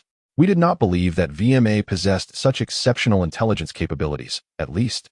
Under the circumstances we could comprehend, it seemed implausible for VMA to have such a profound intelligence advantage. Upon further examination of your performance in these battles, we arrived at a hypothesis. A hypothesis? I could not contain my curiosity as Hanchi continued. I had an ominous premonition. Thus, you must possess some unconventional method of gathering intelligence. Otherwise, it would be impossible for you to pinpoint our weaknesses with such accuracy and speed each time. Hanchi nodded. Our intelligence personnel have attributed your unique ability with the term combat intuition. Your combat intuition enables you to acquire detailed enemy intelligence that traditional methods of intelligence gathering could not procure, thereby assisting you in outmaneuvering the adversary. If we could secure your cooperation, we would attain absolute dominance in the intelligence warfare and potentially break the stalemate. Indeed, NTU has begun to suspect that I possess superhuman abilities. However, they appear to lack a clear understanding. My combat intuition. Is this why NTU has refrained from executing me on the spot and instead sent you to seduce me? We are not accustomed to executions. However, seduction. Oh, you. If seduction is the means, so be it. I have little to lose, and carrying the reputation of a wicked woman holds no consequence for me. Hanshi suddenly flushed. If I could seduce you into joining NTU, perhaps I could save billions of lives. This is the reason I am willing to follow orders to seduce you. What do you say, Jason? Is it acceptable? I do not wish to betray VMA. No, to hell with VMA. I have no fondness for them anyway. I shook my head. However, I cannot turn my weapons against my own. My friends and family remain within VMA. Would you rather stand by and watch billions of Earth's inhabitants perish due to a lack of resources? Hanshi scoffed. You truly possess a compassionate heart. How is this any of my concern? I protested. How is it not your concern? Hanshi feigned surprise. If it were not for you, we would not have suffered such a devastating defeat on Venus, and NTU would not be cornered into such dire straits today. Do you still deny your involvement? Even if I am involved, your military bears a significant portion of the blame. Moreover, I cannot betray. Before I could finish, Hanshi interrupted. Betray whom? Jason. Do not forget which government issued your identification before VMA declared independence. Hanshi expressed her dissatisfaction. You were issued an identity card by the Earth government, not NTU's or VMA's. Let us not end in Chapter 12. I found myself less than pleased with the revelations shared by Hanshi. It was not that I suspected her of deceit. Rather, I could sense that she spoke the truth, or at least believed in the veracity of her assertions. What troubled me was the implication that, if her claims were indeed factual, then all my efforts and sacrifices, the values I fought to uphold, stood in stark contrast to my true desires. I desperately wished that Hanshi's words were not grounded in reality. Yet I could not uncover any evidence to refute her claims. In fact, I unearthed even more proof that bolstered her statements. The VMA's choice to manufacture internally combusted combat vehicles could be attributed not only to the relatively low technical requirements, allowing for rapid mass production, but also to the realization that the NTU could not extract usable resources from these vehicles, particularly the energy needed to power them. Furthermore, the VMA's decision to forego energy weapons in favor of conventional munitions was likely motivated by the same rationale, aimed at eliminating any possibility for the NTU to derive critical energy resources from VMA weaponry. This strategy would enable the VMA to hasten the depletion of the NTU's dwindling resources. Moreover, although the production of such weaponry did not necessitate advanced technical expertise, it still required a substantial number of factories and machinery to facilitate the large-scale manufacturing of equipment. Notably, the machinery employed by the VMA was not typical of contemporary production equipment. Specialized tools would be required to create these antiquated devices. How then could the VMA boast such extensive production capabilities? It was evident that they had been preparing for conflict for quite some time. The use of these outdated weapons also presented another advantage. It allowed the VMA to dismantle many modern energy refining facilities, as the older weaponry would not consume any contemporary energy resources. Consequently, there would be no cause for concern that the NTU could extract vital energy from the occupied refining plants to sustain their existence. Even if the NTU managed to seize energy reserves, they would still need to reconstruct their refining facilities and restart the energy refining processes. Setting aside whether the NTU possessed the necessary resources for such reconstruction, the question remained whether they had the time to refine sufficient energy to salvage their crumbling economy. Perhaps the VMA's preparations were not intended for actual warfare, but rather as a precautionary measure, equipping themselves with leverage for potential negotiations with Earth. After all, the first shot of the conflict had been fired by the NTU, making it difficult to ascertain whether the VMA harbored any intentions of initiating hostilities. Nonetheless, the VMA had undeniably cornered the NTU, prompting them to act in desperation. In pondering all this, I arrived at conclusions that were far from what I desired, as they pointed toward the most unwelcome outcome, that the VMA was, in fact, the instigator of this great war. Commander, what occupies your thoughts? Jana had entered the conference room without my notice. I am contemplating what course of action to take. What action? Jana seated herself in the chair previously occupied by Hanshi. Are you considering surrender? One could say that. I conveyed my thoughts to Jana. I was uncertain whether to remain aligned with the VMA or assist the NTU in saving billions of lives. After all, the VMA had sown the seeds of war. Yet it was the NTU that ignited the fuse. What is there to fret about? If both sides are rotten apples, then you should abstain from choosing either. Let us marry swiftly and seek refuge in a picturesque locale to focus on raising a family. Jana asserted nonchalantly. Marriage is not necessary. We could simply find a serene place to concentrate on starting a family. What are you rambling about? Can you please be serious? Commander, what troubles you? Jana leaned on her chin, gazing at me as if I were an intriguing spectacle. Forget about who the true villain is or how many lives may be lost. If you find Han Chi's figure appealing, then you ought to align with the NTU. Surely, Han Chi has offered terms involving her body in exchange for your service to the NTU, correct? It seems I made a miscalculation in seeking your counsel.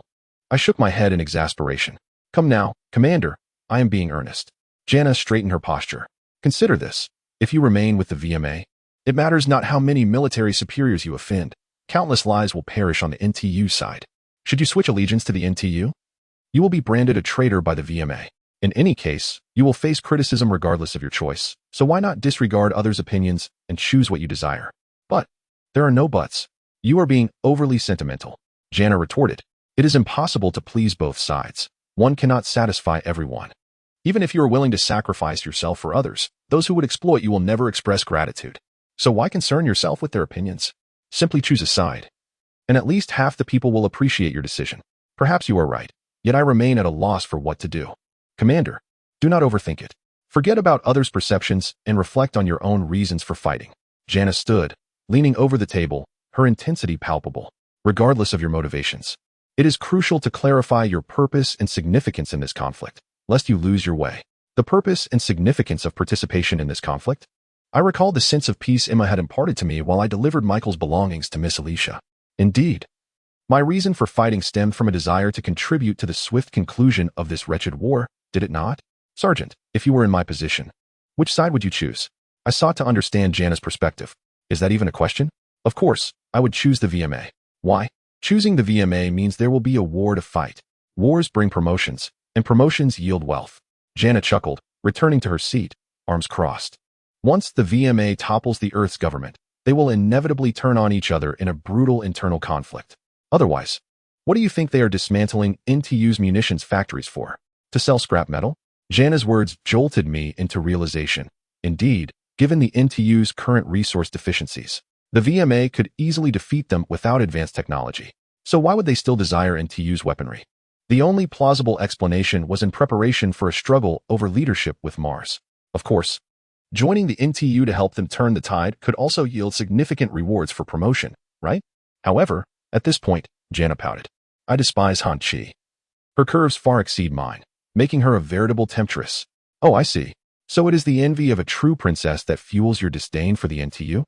What did you say? Jana's eyes flared, and she sprang from her chair. Envy of a true princess? Is my figure so lacking? Not at all. I meant it as a reference to the wisdom of the battlefield goddess guiding us to choose the right side. I hastily defended myself. You must have misheard. Still making excuses. I distinctly heard you. As Jana raised her hand to strike me, Han Chi entered the room. Hello. I trust you two have reached a conclusion? Han Chi maintained a rigid smile as she shot a glance at Jana, clearly having overheard Jana's derogatory remark about her being a human milk cow in the listening room. May I hear your decisions? I pondered. If I wished to end the conflict sooner, aligning myself with NTU seemed to be the more prudent choice. Setting aside NTU's advanced technology, if I continued to fight for the Venusian government, even if I were to defeat NTU, I would still have to confront the war with Mars, a futile struggle merely between the powerful vying for supremacy, devoid of any significance for me. However, joining NTU would equate to betraying my comrades with whom I had fought alongside in the past. I was deeply discontented with my decision, yet I sighed and shrugged my shoulders. You win. Speak. What do you require of me? Although it felt like a betrayal of my former allies, at least they would not be thrust into a meaningless war with Mars should NTU prevail.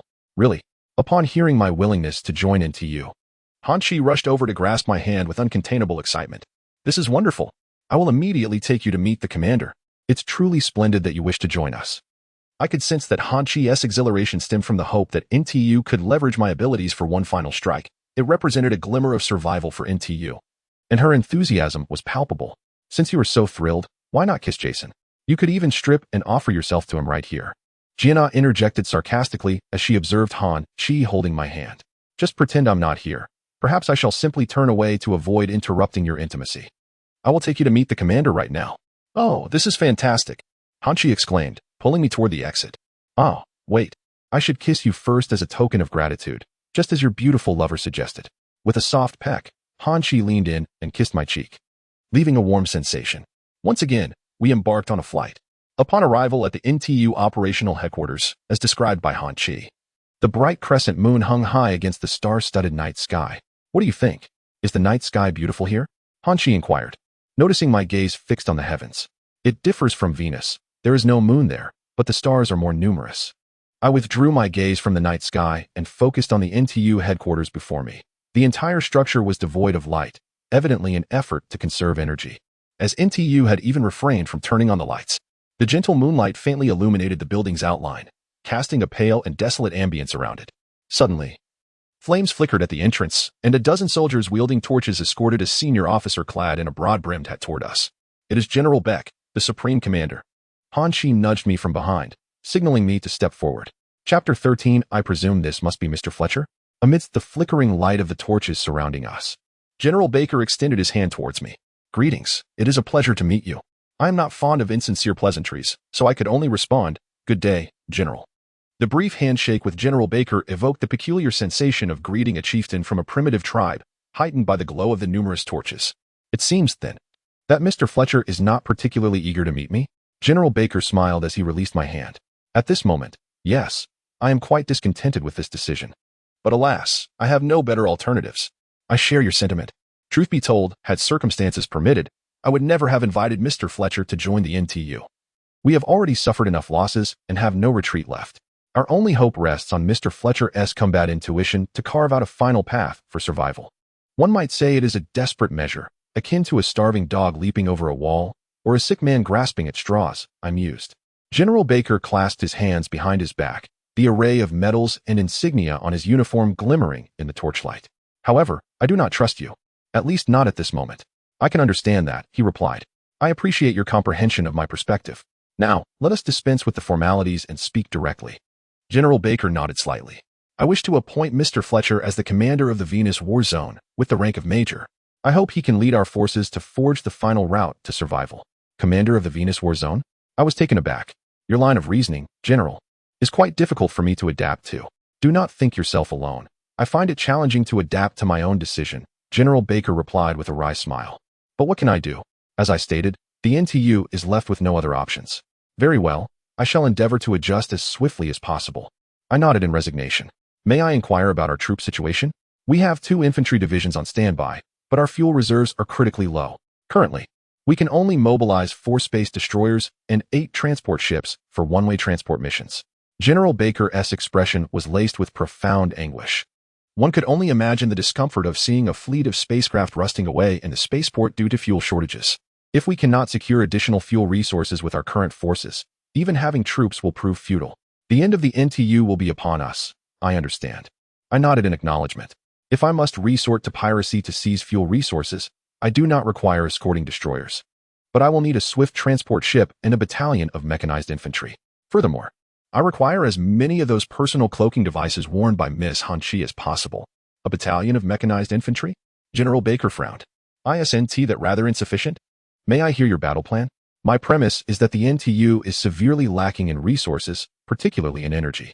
Even if we could capture an energy mine immediately, the NTU would likely perish before sufficient energy could be extracted. Thus, we must seize readily available energy. Indeed, General Baker nodded slightly. Please, continue. Given that the VMA has congregated at the Atlanta spaceport, there is a significant accumulation of cargo ships and the fuel resources necessary for space travel.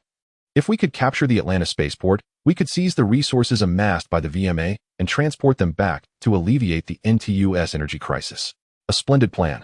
I am beginning to feel confident in the decision to invite you to join the NTU, General Baker remarked with a relieved smile. However, even if we manage to capture the Atlanta spaceport, how can a mechanized infantry battalion hold it? I do not intend to hold the Atlanta spaceport, General. My plan is to seize what we can and then retreat, taking our forces to hide in the wilderness surrounding the Atlanta spaceport. With only a battalion of mechanized infantry, the VMA will not be able to locate us, I replied with a smile. To secure enough troops to hold the spaceport would require an excessive amount of resources, which the NTU cannot afford at this juncture. Therefore, we will first use a mechanized infantry battalion to acquire some capital, enabling the NTU to support a second wave of substantial reinforcements. Your strategy is indeed quite different from ours. I had not considered hiding the troops in the wilderness. Rather, we would be unable to conceal our forces in such a manner, General Baker sighed. Is there anything else I can assist you with? Yes. Being a former member of the VMA, I wish to avoid complications arising from using my original name and would prefer to adopt a pseudonym. I understand. A new identity might alleviate concerns among the soldiers regarding your presence. General Baker agreed with a nod. Do you have a name in mind? Well, I have yet to think of one. How about this? Han Chi, who had been quietly observing our conversation, interjected. You can take my surname, Han. And since you will be using an alias, let us call you Han Fei. What do you think? Han Fei, why does that name sound so familiar? Let us go with Han Fei. After all, a name is merely a label. General Baker suddenly stood at attention and saluted me. Then, I entrust everything to you. Please prepare for battle immediately, Commander Han Fei. Yes, I momentarily struggled to respond, fumbling through my return salute. Han Fei? What an intriguing name. Gianna couldn't help but chuckle, covering her mouth and turning her head away. What's so amusing, Lieutenant Jinping? I glanced at Gianna, thinking that this alias might suit her well. What? Jinping? Gianna glared with her eyes narrowed. You dare say that again? This time, Han Chi burst into laughter. Unable to contain herself, in the transport ship's cabin, I stared blankly at the NTU officer uniform I had just received. Knock, knock. A knocking sound was followed by an electronic synthesized female voice inquiring. Identity verification. Visitor is Lieutenant Han Chi. Shall I grant her access? Let her in, I replied. And the voice-controlled electronic system opened the cabin door. Commander, what's the matter? Staring at the uniform? Han Chi asked as she entered. Noticing my gaze fixed on the officer attire, I was merely reminiscing about the times I wore the NTU uniform during combat. However, back then, it was pilfered from the deceased, and this one is not stolen. I set the uniform aside. Is there something you need? Not much. Just wanted to check if there's anything you require assistance with, Han Chi said as she glanced around my quarters. Are you adjusting well? Fairly well. I expect to be fully acclimated before we reach Venus. By the way, Lieutenant, please gather the officers and NCOs. I wish to hold a strategy meeting. No problem. I'll take care of it right away. Han Chi saluted and promptly departed. As I donned the NTU officer uniform, I made my way towards the meeting room and dining area aboard the transport ship. Before takeoff, I initially presumed that the time from preparation to departure would be extensive. Little did I know that all would be ready before dawn. The meticulous preparations were accomplished through the unwavering efforts of the NTU personnel, showcasing the remarkable potential of humanity in the pursuit of survival. Although the vanguard units are destined to suffer significant casualties, not a single NTU soldier faltered. All willingly volunteered for this mission. However, I intended to embark with only one battalion, while the others, unable to participate, proactively assisted in the pre-flight preparations. To conserve precious energy, all combat supplies were manually loaded onto the transport ship, with even the armored vehicles being pushed aboard by human strength.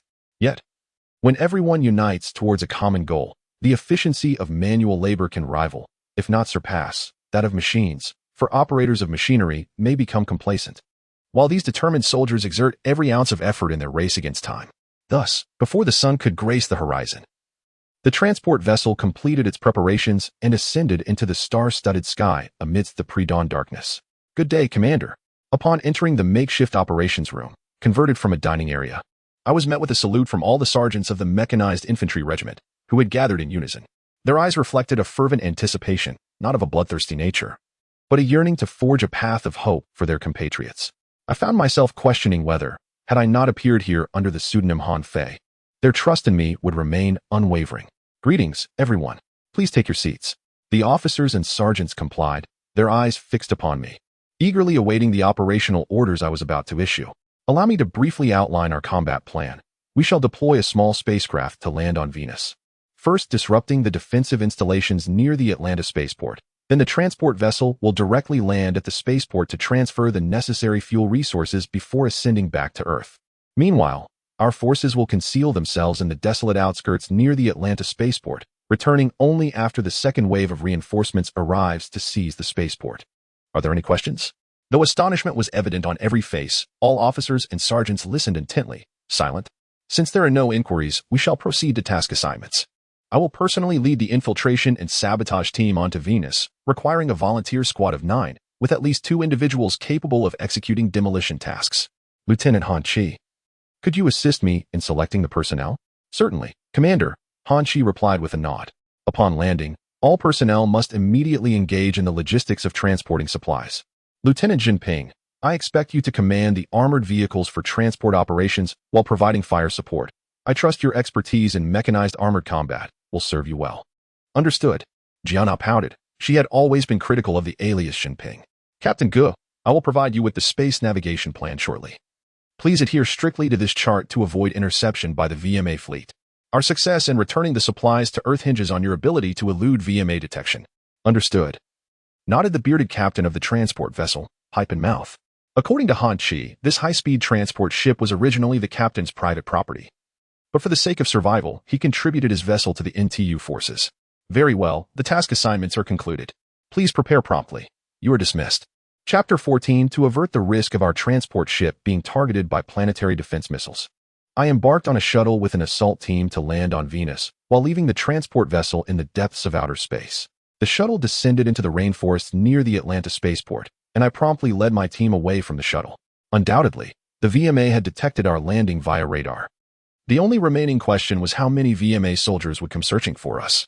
However, I no longer needed to conceal my extraordinary abilities, making it effortless to elude the VMA's search. By merely indicating the location and number of VMA troops, my team could easily determine how to remain hidden from their pursuit. Thus, while a contingent of VMA soldiers scoured the area near our landing site for infiltrators, my assault team had already traversed several kilometers away and was nearing one of our mission objectives, a planetary defense missile base. The personal cloaking devices developed by NTU could only function continuously for 4 hours before requiring a recharge, which meant we could not rely on them indefinitely. Therefore, we waited until nightfall, seizing the cover of darkness to stealthily infiltrate the missile base with a high-energy timed bomb. Once activated, I confidently entered the missile control room, installed the bomb behind the control computer against the wall, and exited without haste, taking no more than 15 minutes in total. After successfully placing timed bombs in both missile bases near the Atlanta spaceport, our final target was the armored battalion stationed at the spaceport.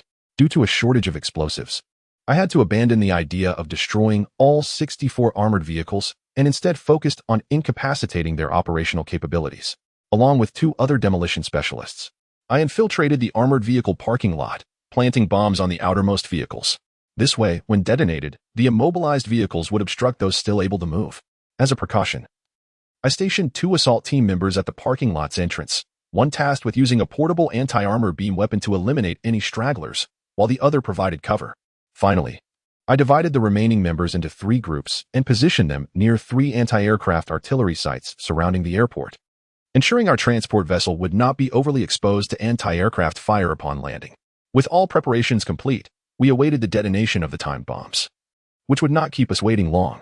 With the resounding explosion of the timed bombs, the Atlanta spaceport descended into chaos. VMA soldiers hurried to their combat positions, bracing for the impending assault by NTU forces.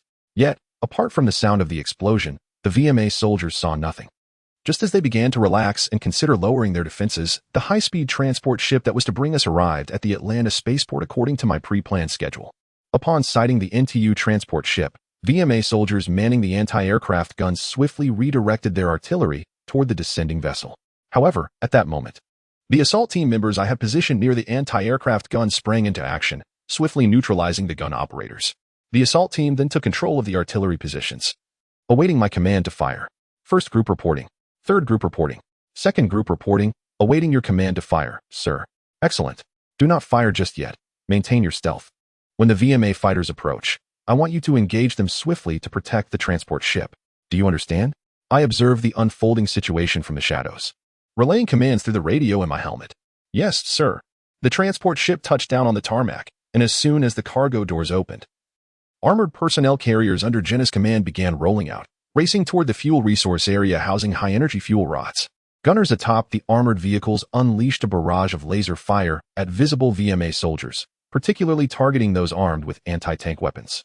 Upon reaching the fuel resource area, Jenna led the charge, crashing her vehicle through the warehouse's entrance, causing several nearby guards to scatter in panic.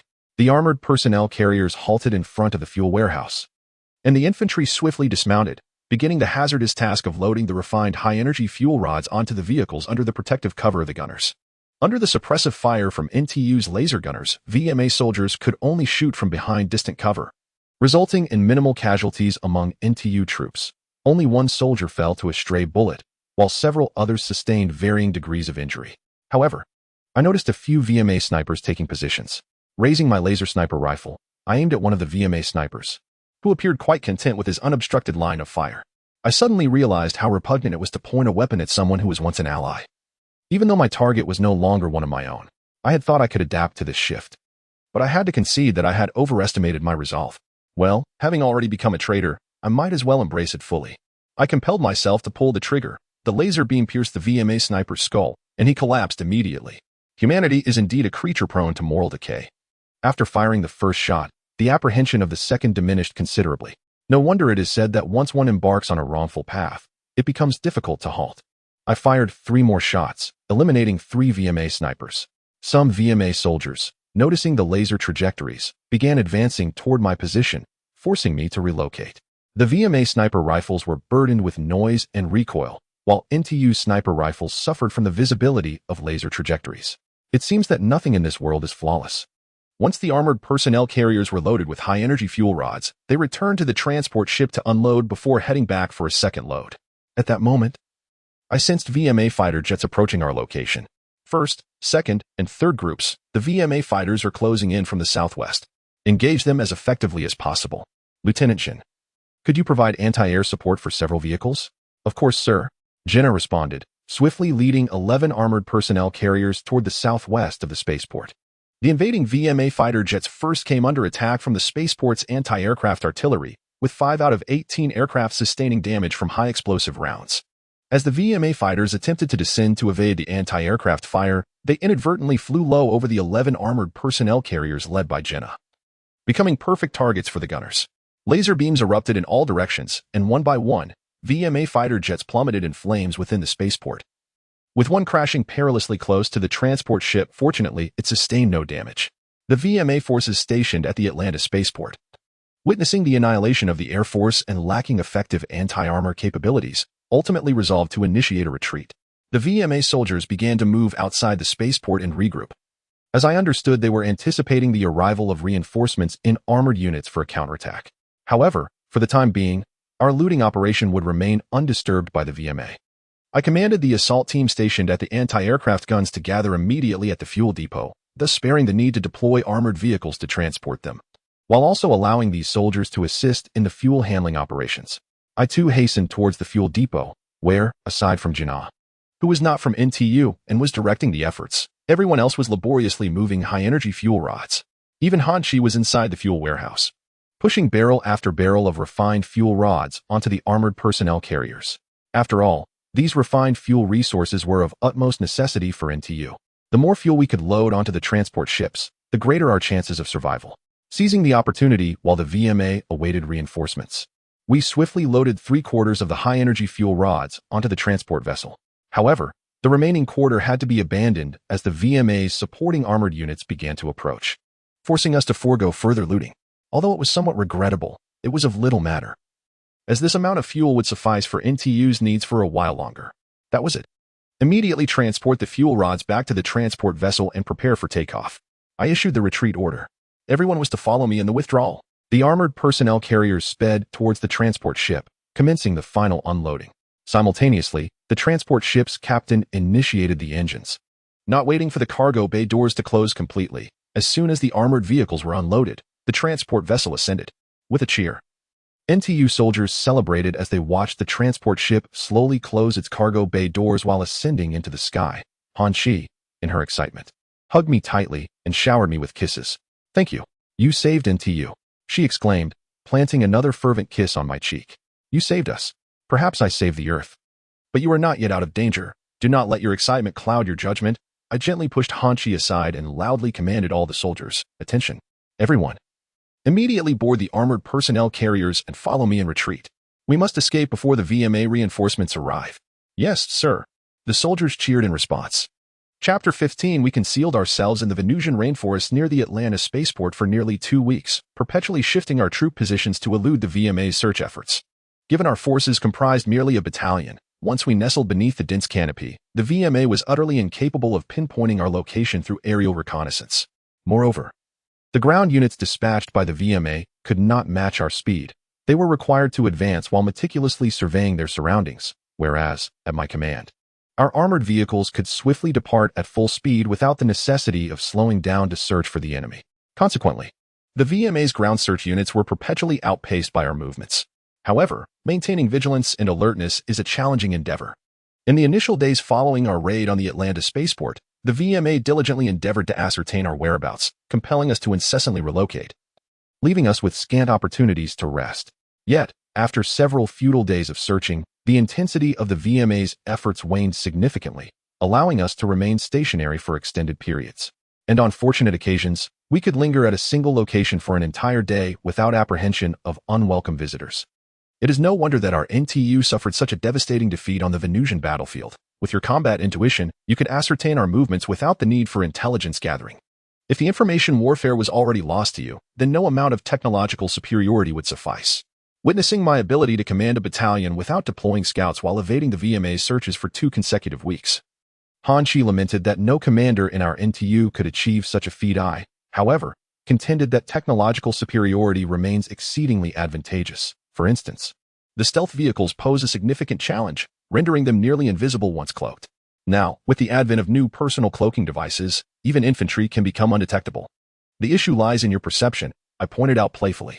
But I cannot see them either. I can merely sense their presence. Nevertheless, if you insist, let me correct myself.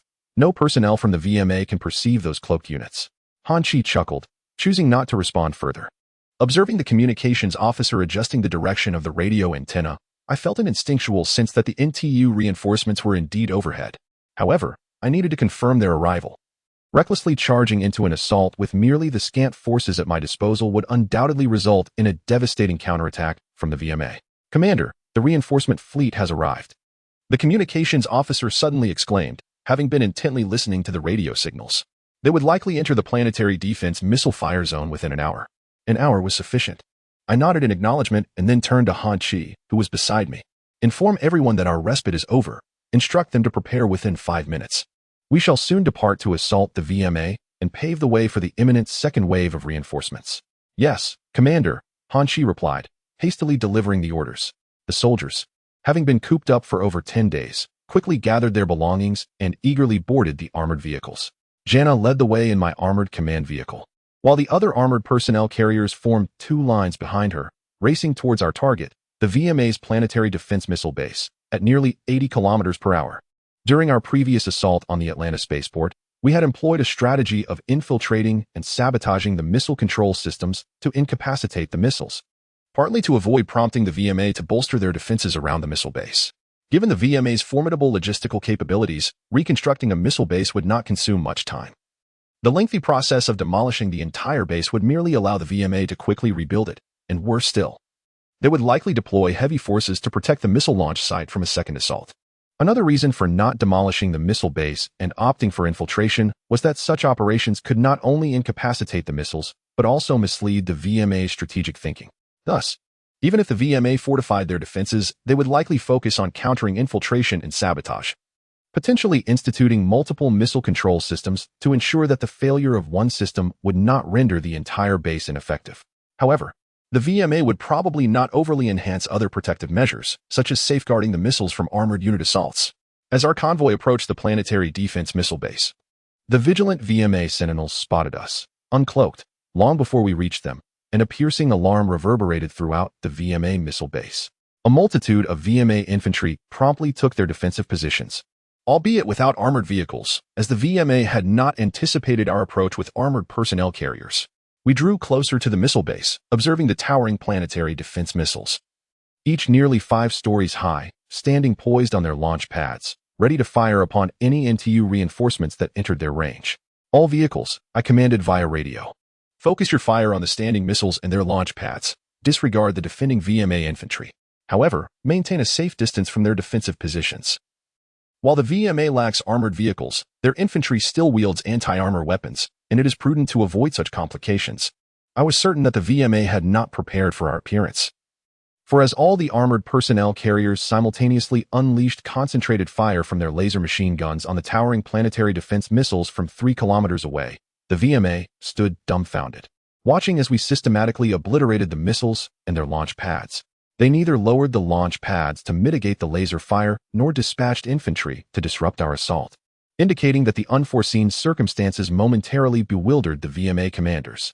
After a considerable delay, the VMA commander finally regained composure, issuing orders to level the remaining missile launchers while deploying infantry armed with anti-armor weapons to engage our armored vehicles. Unfortunately, their response was still too slow. All the missiles were destroyed by concentrated laser fire before they could be lowered, and the infantry attempting to counterattack could only watch in frustration as our armored personnel carriers sped away, leaving a cloud of dust in their wake. Having successfully neutralized the first planetary defense missile base, we swiftly redirected our efforts toward the second base. This time, the VMA had learned from the previous encounter. They not only lowered the planetary defense missiles in anticipation of our attack, but also densely deployed anti-tank weapons around the perimeter of the base. Nevertheless, humanity possesses a lamentable tendency to adhere to established patterns of thought or to act according to antiquated modes of operation.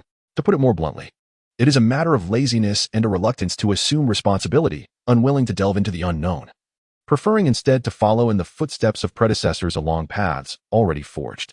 For traversing uncharted territory entails risk, and the specter of failure is an unpleasant burden to bear. The commander of the missile base epitomizes a certain type of individual. He contemplates our attack on the first planetary defense missile base by adhering to the patterns of our prior assaults. Initially, he positions the missiles horizontally to evade our long-range strikes, subsequently surrounding the base with a multitude of anti-armor infantry, preparing to extend a warm welcome when we attempt to storm the base. However, in his meticulous planning, he fails to account for the stealth capabilities of the NTU armored vehicles. I am certain that this commander is fully aware of the cloaking technology of our armored units. Yet he overlooks it, having unconsciously concluded that our vehicles lack such capabilities simply because we refrained from activating the stealth mode in previous battles. After all, why would we not have employed it earlier? The consequence of falling into this cognitive trap is that when our armored vehicles engage their cloaking devices, the VMA soldiers are rendered oblivious to our presence.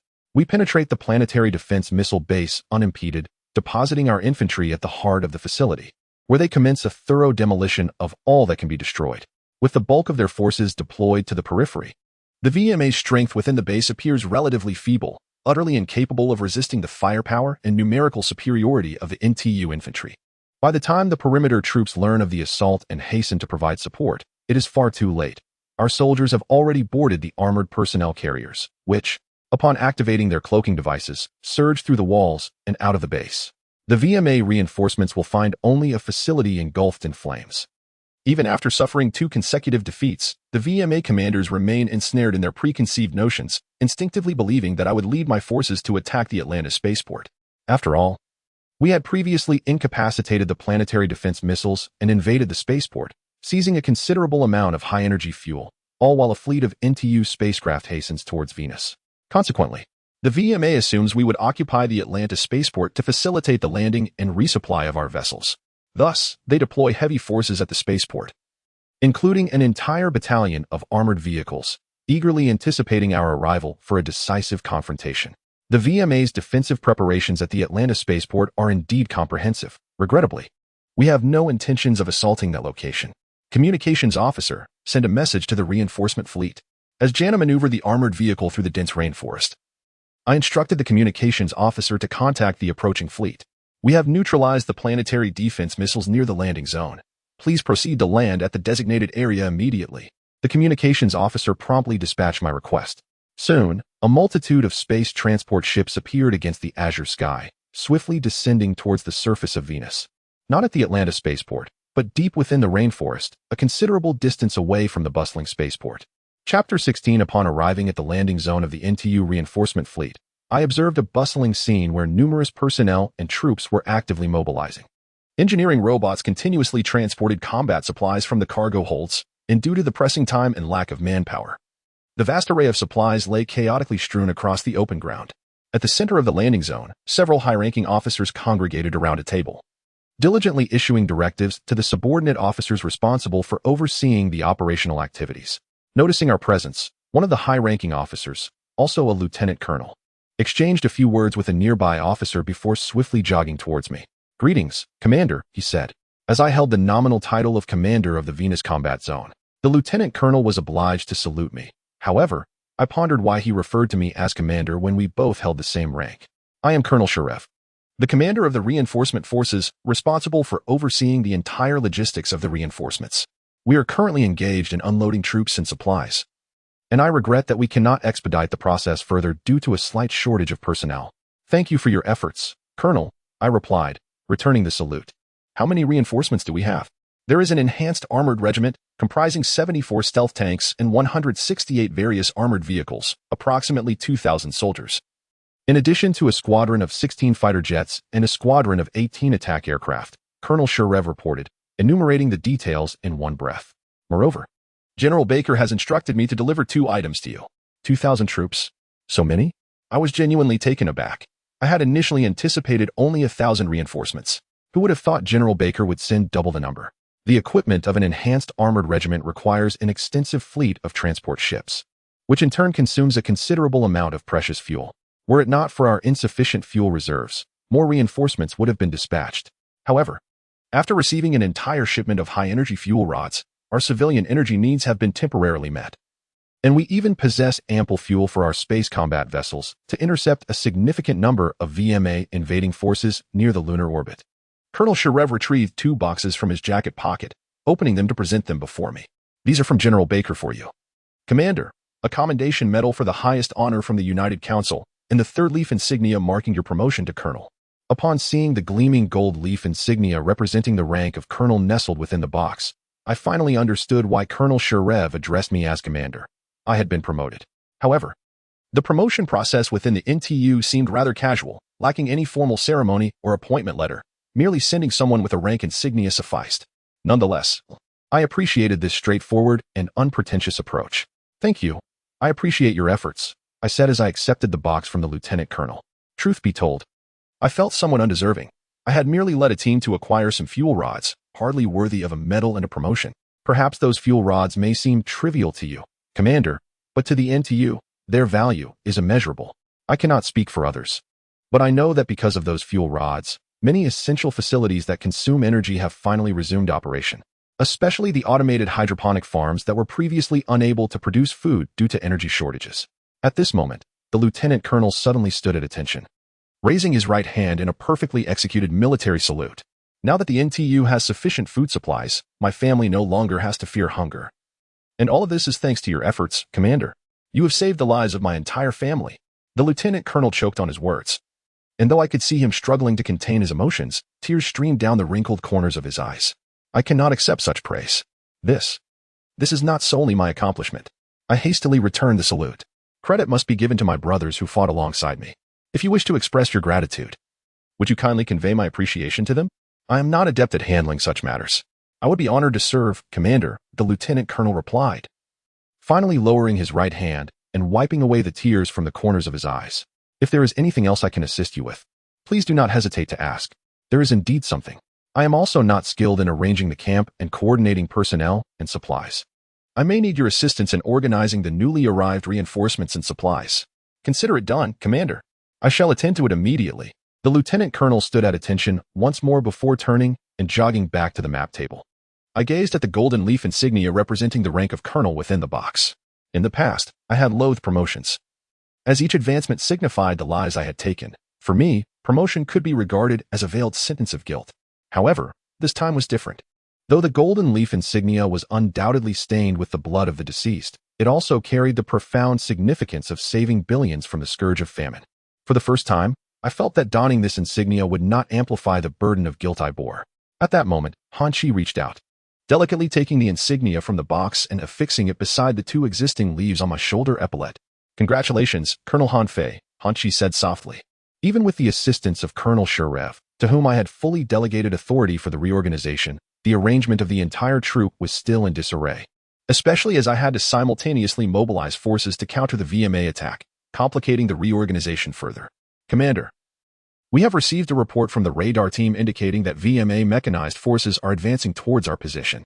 An officer approached me, holding a freshly printed report detailing the estimated enemy strength based on radar data. "Thank you, Jiana." You are to take a stealth tank company and a mechanized infantry company to neutralize this threat. I took the report from the office captain. I entrust you with a battalion of stealth vehicles and 2 battalions of infantry. I require you to proceed immediately to the Atlanta spaceport and secure the area. Yes, sir. Captain Buggy saluted and promptly departed. But Colonel Sharif, observing the exchange, was taken aback. Sir, you are dispatching half of our forces to seize the Atlanta spaceport without a proper attack plan? Colonel Sharif inquired. Is there no time for preparation? There is no time. I replied. VMA is aware of our presence here, and a significant troop movement is already en route, potentially accompanied by a barrage of deadly cruise missiles. Remaining here is hardly safe. Besides, our formation is indeed unstable. VMA is mobilizing their forces towards us, which will undoubtedly affect their defenses. Why not seize this opportunity to launch a surprise assault on their positions? I shrugged. I understand, sir. Colonel Sharif nodded. Furthermore, I will lead the strike aircraft to attack VMA's positions, and the command here is entirely yours. I added, do not linger. Once prepared, immediately lead all remaining forces to support Captain Buggy's offensive. All forces? Colonel Sharif exclaimed in astonishment. What about this outpost? If VMA intends to camp in this desolate wilderness, let them have it. We shall relocate to the Atlanta spaceport. Not to mention, the resources amassed there far exceed ours here. And at least there are structures to shield us from the elements, eliminating the concern of squatting in the bushes and being bitten by mosquitoes. I understand. Sir, Colonel Sharif managed to suppress a laugh. I will promptly ensure the latrines are cleaned. Upon learning that I would personally lead the strike aircraft, both Colonel Sharif and Han Chi voiced their objections in unison, citing my position as the highest commander in the theater. They argued that the risks of my personal engagement were considerable, and merely coordinating the forces during my assault posed a significant challenge. Regrettably, I had no alternative. Given sufficient time, I could meticulously delegate tasks to each unit, enabling them to address the incoming threats. However, time was precisely what I lacked, even for briefing my subordinates. It has been said that money has 4 legs while people have but 2. With money possessing the advantage of additional limbs, the pursuit of wealth is inherently arduous. Conversely, it is also noted that time is fleeting, and the pressure of racing against it is far more challenging than the pursuit of riches. Currently, we find ourselves in a situation that necessitates a race against time. VMA is mobilizing every available force towards us, with armored vehicles and infantry on land, while the skies are filled with fighter jets and cruise missiles. To compound matters, HSSB is poised for Chapter 17 leading the formation. I flew in a low altitude, closely followed by my 3 wingmen. The 4 attack aircraft formed an unsightly line, racing towards the rear of the VMA front at an extremely low altitude. Flying at such a low level not only consumed a substantial amount of fuel, but also made it exceedingly challenging to achieve higher flight speeds due to the increased atmospheric density. Yet, we had no other option. Time was of the essence. However, should we fall prey to surface-to-air missiles or anti-aircraft artillery en route, our speed would be rendered meaningless. Our target was the VMA's supersonic strategic bombers. With time pressing, I was unable to conduct a briefing on the ground and could only provide 1 mid-flight for my wingmen. Those bombers were still on the ground, refueling and arming, yet they could take off at any moment. Ori, Hughes, assist me in suppressing the VMA's anti-aircraft artillery. I will mark the targets for you. Yes, Commander. Kenny was tasked with attacking those bombers, paying special attention to the fact that each carried several 5-ton super bombs. Should those bombs be detonated by our fire, nothing within a 1,000-meter radius would escape destruction, including ourselves. I will be cautious, Commander. As we drew near to the target airfield, I realized that the HSSB's readiness was advancing faster than our progress. At this rate, the HSSB would undoubtedly take off before we arrived. Once the HSSB entered its supersonic cruise mode, we would have no chance of intercepting it. This was my first encounter with the VMA's remarkable efficiency, so high it was almost headache-inducing. No, if we continue at this speed, we will have no hope of intercepting those bombers. I ordered helplessly. Ascend to a higher cruising altitude. We must increase our speed. Be wary of potential missile and anti-aircraft fire. If anyone spots the bombers taking off, for heaven's sake, shoot them down. Otherwise, when those lethal 5-ton bombs drop, our ground forces will suffer devastating losses. Yes, Commander. My wingmen responded in unison. Although we had traversed the most densely defended front line of the VMA as we ascended, more and more air surveillance radars detected our presence. The ensuing barrage of radar lock warnings filled the cockpit with incessant beeping, the sharp sounds creating an urge to silence the alarms. There is a reason designers intentionally select discomforting sound frequencies. Such alerts make pilots instinctively seek to avoid triggering them, unlike my radical approach of turning off the alarms. Displeasing sounds can subconsciously guide pilots away from actions that would provoke alerts, such as encroaching into enemy radar detection zones or neglecting the tracking missiles tailing them. However, unpleasant sounds are not favored by pilots, much like how we often disdain the well-meaning yet jarring admonishments from our elders in real life. If the alarm sound were replaced with melodious music, or even some suggestive gasps, I would wager that many spirited pilots would wholeheartedly endorse such a change. Yet, I question whether those delightful alarm sounds might inadvertently encourage pilots to engage in perilous behaviors that jeopardize life, akin to flattery leading one to overlook their true flaws. Having resolved to ascend to a higher altitude, I decided to push the engine power to the maximum, propelling us directly to 10,000 meters. The resistance at high altitude was significantly less than at low levels, and there was no immediate concern over short-range surface-to-air missiles and anti-aircraft fire.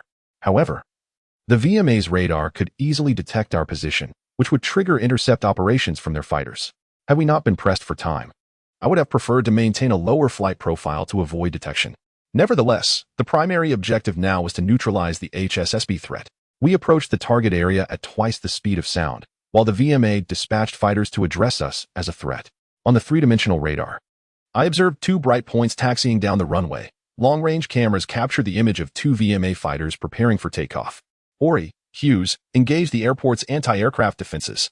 As I pointed to the ground targets on the radar, I marveled at the advanced NTU technology. Not only was the radar information presented in 3 dimensions, but designating targets required merely a tap of my finger. Kenny, the enemy bombers are ready for takeoff. Destroy them. Yes, Commander.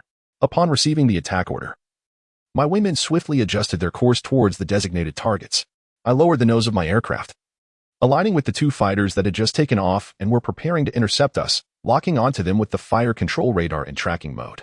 The VMA fighters initially intended to turn and intercept my wingmen, but the persistent warning signals from my fire control radar forced them to abandon their pursuit to avoid providing me the opportunity to strike from behind.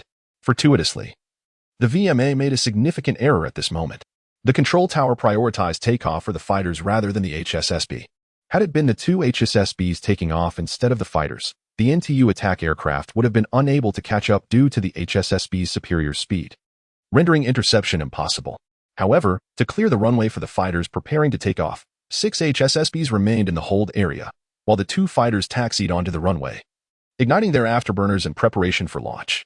As we approached the target area, my wingmen engaged the targets with long-range air-to-ground rockets.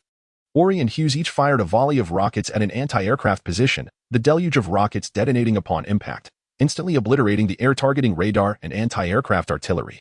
Kenny unleashed rockets and plasma cannons on the 6 HSSBs in the hold area. Rocket launch, Kenny shouted, pulling the control stick to execute a vertical roll, veering away from the target area. Watch out for the explosion.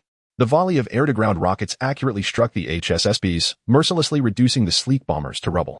The 18 heavy bombs aboard the 6 bombers detonated almost simultaneously, creating a mushroom cloud filled with orange flames and billowing white smoke, leveling all structures within the airport in an instant. The 2 VMA fighters taxiing on the runway were also caught in the blast, akin to toddlers pushed from behind, helplessly tumbling along the runway before exploding. Having neutralized the ground threat, our attention turned to the aerial threat. My attack aircraft were not equipped with air-to-air missiles, but the VMA fighters were. Missile lock warnings began to blare incessantly in my cockpit, and soon 2 missiles were launched from the wings of the VMA fighters, trailing white smoke as they hurtled toward my aircraft.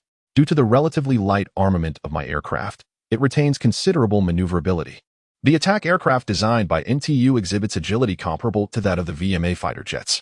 Coupled with previous experience in evading missiles, I maneuvered the aircraft to veer right, then pulled the nose to the left, executing a high G turn that allowed me to intersect the flight path of the 2 missiles with precision, effortlessly evading them. Commander, hold on. We are coming to your aid, Hughes shouted. Thanks, but there is no need to worry about me. Focus on pursuing target 1. Taking him down will lighten my burden significantly, I remarked, tapping the radar display to designate the target for my wingman. I marveled once more at the advanced 360-degree 3-dimensional radar technology of NTU. Even the enemy trailing behind me could not elude detection, unlike the VMA radar, which could only monitor a restricted 180 degrees ahead, rendering it ineffective against threats from behind. In other words, if I presented my rear to the 2 VMA fighter jets, the eager pilots seeking to strike me might very well overlook the fact that my wingmen had locked onto their tail. The radar lock warning blared impatiently once again. The VMA fighter jets were attempting to lock onto my rear to open fire. I resisted the impulse to turn around and shake off their radar lock, skillfully maneuvering my aircraft along an erratic flight path at the edge of the VMA fighter's radar range. Ma Chapter 18 on the return journey. We finally shed the burden of time pressure, allowing us to maintain a low altitude throughout to evade detection by VMA's radar and avoid unnecessary complications. As we neared the vicinity of Atlanta Spaceport, I could distinctly observe Captain Budgie's forces charging fiercely towards VMA's defensive lines. Although VMA's troop strength at Atlanta Spaceport far surpassed Captain Budgie's 900 men, the tide of battle seemed overwhelmingly in favor of NTU. Tanks, armored vehicles, and infantry disregarded VMA's assaults, seemingly driven mad as they unleashed relentless fire upon VMA's formations. The brilliant plasma beams danced across the battlefield, weaving a deadly net, akin to a highly corrosive acid eroding VMA's defenses, constricting and pushing them back. Beyond the ongoing carnage, the perimeter of Atlanta Spaceport was strewn with the smoldering wreckage of aircraft, predominantly VMA fighters, interspersed with a few NTU fighter jets and attack planes. It was evident that a brutal aerial confrontation had transpired here shortly before our arrival. Ori, you handle VMA's artillery. Hughes and Kinney, assist me in suppressing the airport's anti-aircraft fire to clear the way for subsequent air support. I touched the radar display, designating the targets. Understood, Commander, came the reply. And remember, avoid recklessness. Heroics are not what I need. I require living pilots and intact fighters for the ensuing missions. Do not leave me without troops. I was perplexed by our ground forces' reckless assault on VMA's lines, seemingly heedless of their own safety. The truth was, their reckless aggression resulted in considerable losses, which I detested witnessing among my subordinates. Thus, I felt compelled to add a cautionary note, lest Ori and the others engage in suicidal attacks, an experience I found profoundly unsettling. However, it was clear my wingmen paid little heed to my words. Ori and the others lowered their aircraft noses, diving toward their targets, unleashing a barrage of cannon fire and rockets that enveloped their objectives in continuous explosions. Hughes and Kinney swiftly destroyed two of VMA's anti-air positions, followed by Ori's concentrated plasma cannon fire, turning the enemy artillery site into a hellish inferno of burning wreckage and exploding shells. Meanwhile, I had only just locked onto my target, preparing to engage, as my wingmen completed their attacks and rapidly exit indeed. The commander acquired a substantial amount of refined energy during the recent raid on the Atlanta Spaceport, which was desperately needed by NTU. This refined energy not only salvaged NTU from the brink of collapse, but also spared many soldiers' families from the fate of starvation, bringing forth a new glimmer of hope that fueled the soldiers' resolve to continue fighting for survival. Hanshi elucidated that it is entirely understandable for the soldiers to fight fiercely to seize this hard-won opportunity. Commander, I concur with the lieutenant's assertion. If you were to provide me with a firearm and command me to lead the charge at the front lines, I would comply without hesitation, interjected Colonel Sheriff. Because you have granted us another chance at survival, I shall not relinquish this opportunity to fight for our existence. NTU has already missed one chance. We cannot afford to miss another. In fact, had it not been for your directive to reorganize the troops, I would have insisted on taking the lead myself. Yes, Commander. I share the same sentiment. I think likewise. The officers began to stir, each voicing their support for Hanshi and Colonel Sheriff. Well, I believe I understand the situation now, I sighed. I mistakenly accused you all, and for that, I apologize. However, I hope you can convey to the soldiers that while fighting for survival is undoubtedly crucial, their safety must be prioritized. I do not wish to witness anyone recklessly charging forward without regard for their lives. Commander, that is inappropriate.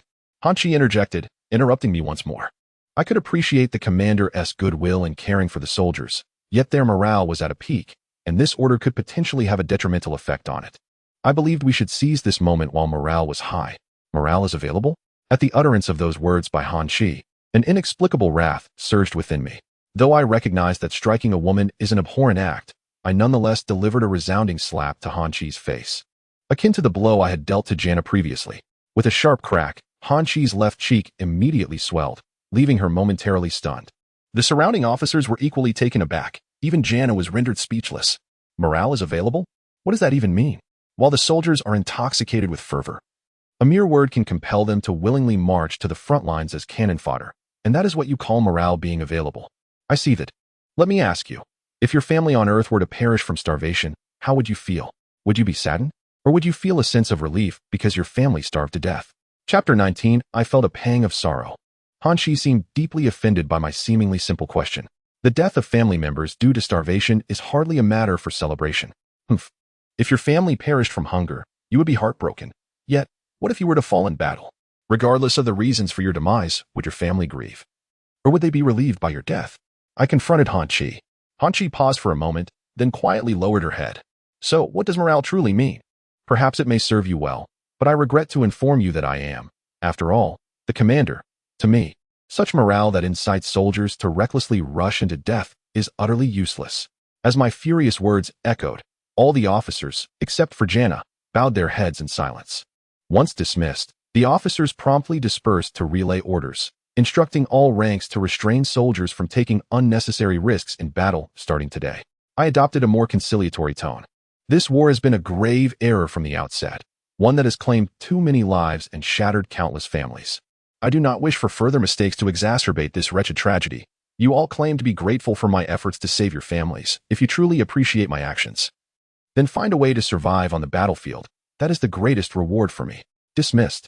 Upon receiving the dismissal order, the officers slowly exited the conference room, each bearing an expression of deep concern. As Han Chi walked past me with her head bowed, she suddenly embraced my neck and planted a kiss on my lips. Commander. Thank you, she whispered.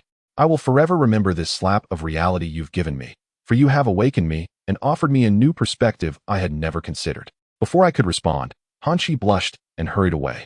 Oh, your social skills are quite commendable, handsome commander, Jana remarked with a sidelong glance, murmuring to herself. Now, aside from my primary partner, I have yet another rival. Alas, the path ahead is fraught with challenges. Such a convenient husband is not easy to come by. After conquering the Atlanta spaceport, I did not immediately command an assault on the nearby city of Atlanta. Instead, I ordered the troops to rest and recuperate, much to the anxiety of Colonel Sharef and the other senior officers. Finally, unable to contain their restlessness any longer, Colonel Sharef led the officers directly into my office. Commander, our enemies are preparing for a major counterattack, and our urgently needed energy resources are dwindling. Intelligence indicates that the VMA is currently relocating all strategic resources from within Atlanta. Why are we not launching an immediate attack? Colonel Sharef pressed, his hands firmly planted on my desk as I was engrossed in a novel, sitting at another desk. Han Chi remained silent, feigning ignorance of the unfolding situation, clearly dissatisfied with my inaction. I understood the urgency of our predicament. However, we must exercise patience. I set aside my book and gestured for Colonel Sharef to take a seat. Please, have a seat and relax a bit. Commander, forgive my rudeness, but I believe this is not the time to simply sit and wait. Colonel Sharef emphasized, seemingly mocking my apparent complacency. VMA will not crumble on its own merely by our inaction. What if I say it would? I propped my chin on my hand, gazing at the furious officers before me. Impossible. Colonel Sharef's jaw nearly dropped at my assertion, and the senior officers exchanged bewildered glances. Even Han Chi, who had been pretending all was well, widened her eyes in disbelief. Please, take a seat. Everyone, find a place to sit and relax. I will explain my thoughts. I gestured again for the officers to sit, and this time they complied, finding places to settle themselves. Lieutenant Han, please bring up the battlefield map for me. Han Chi nodded, her slender fingers dancing over the keyboard, and a projection of the battlefield map appeared. Ladies and gentlemen, here is the city of Atlanta. To the south lies San Jose, and further south is Venus, the capital of the planet. I indicated the locations with a laser pointer. Now, I ask you, is there anyone among us who believes we can advance our current force of 2,000 troops to Venus within 2 days? Upon hearing my question, the officers exchanged glances, each face marked by uncertainty. Commander, I understand your implication. If we cannot capture Venus within 2 days, the incoming reinforcement of 100,000 VMA troops will trap us here, correct? Without waiting for my response, Colonel Sharef continued. While our forces cannot reach Venus, capturing Atlanta is still within our grasp. VMA currently has only 3,000 stationed there.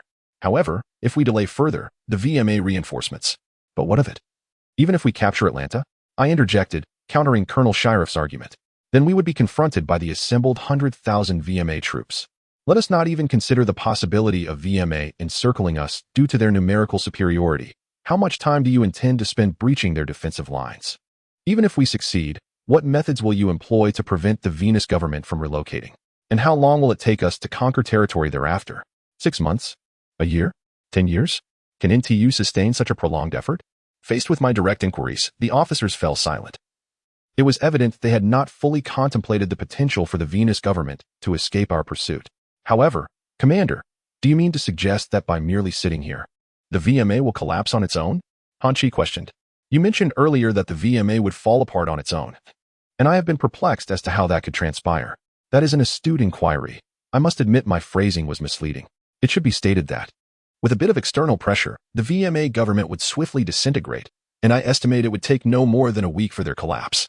I observed the astonishment and disbelief on the faces of the officers before me. Once the Venus government falls, NTU will secure the necessary resources for survival, and Mars will no longer be able to oppose us, forced instead to surrender. A week. Colonel Shuref murmured incredulously. How could the VMA possibly disintegrate in such a short span? This is difficult to believe. We have battled against the VMA for so long. If there were a means to dismantle them in a week. Have you ever played fighting games? I leaned back in my chair, adopting a more comfortable posture. In such games, there exists a move called a near-death technique, which can only be executed when one is on the brink of defeat, yet possesses immense power, if used correctly. It can even take down an opponent in one blow. We find ourselves in a similar situation, had we not been driven to the brink. This method to destabilize the VMA would not be possible. Commander, do you have a strategy? Han Chi inquired excitedly, sensing my implication of a plan to dismantle the VMA. Please, share it with us. You wish to know? This near-death technique is a concept I have painstakingly developed after extensive reading and synthesizing narratives from various novels. I lifted the book I had been perusing moments ago. If you wish to know my strategy, simply give me a kiss and I shall reveal it to you. Did I concoct this from a novel? The officers are well aware that I merely intend to lighten the atmosphere. Thus they did not take my words to heart. Some even chuckled at my jest. I was only teasing Han Chi, and a few officers felt that I had wronged him. As for Han Chi, the target of my jest, she merely smiled coyly, rose from her seat, approached me, and bestowed a kiss upon my cheek. Having shared a kiss, what is a simple peck matter? Han Chi laughed.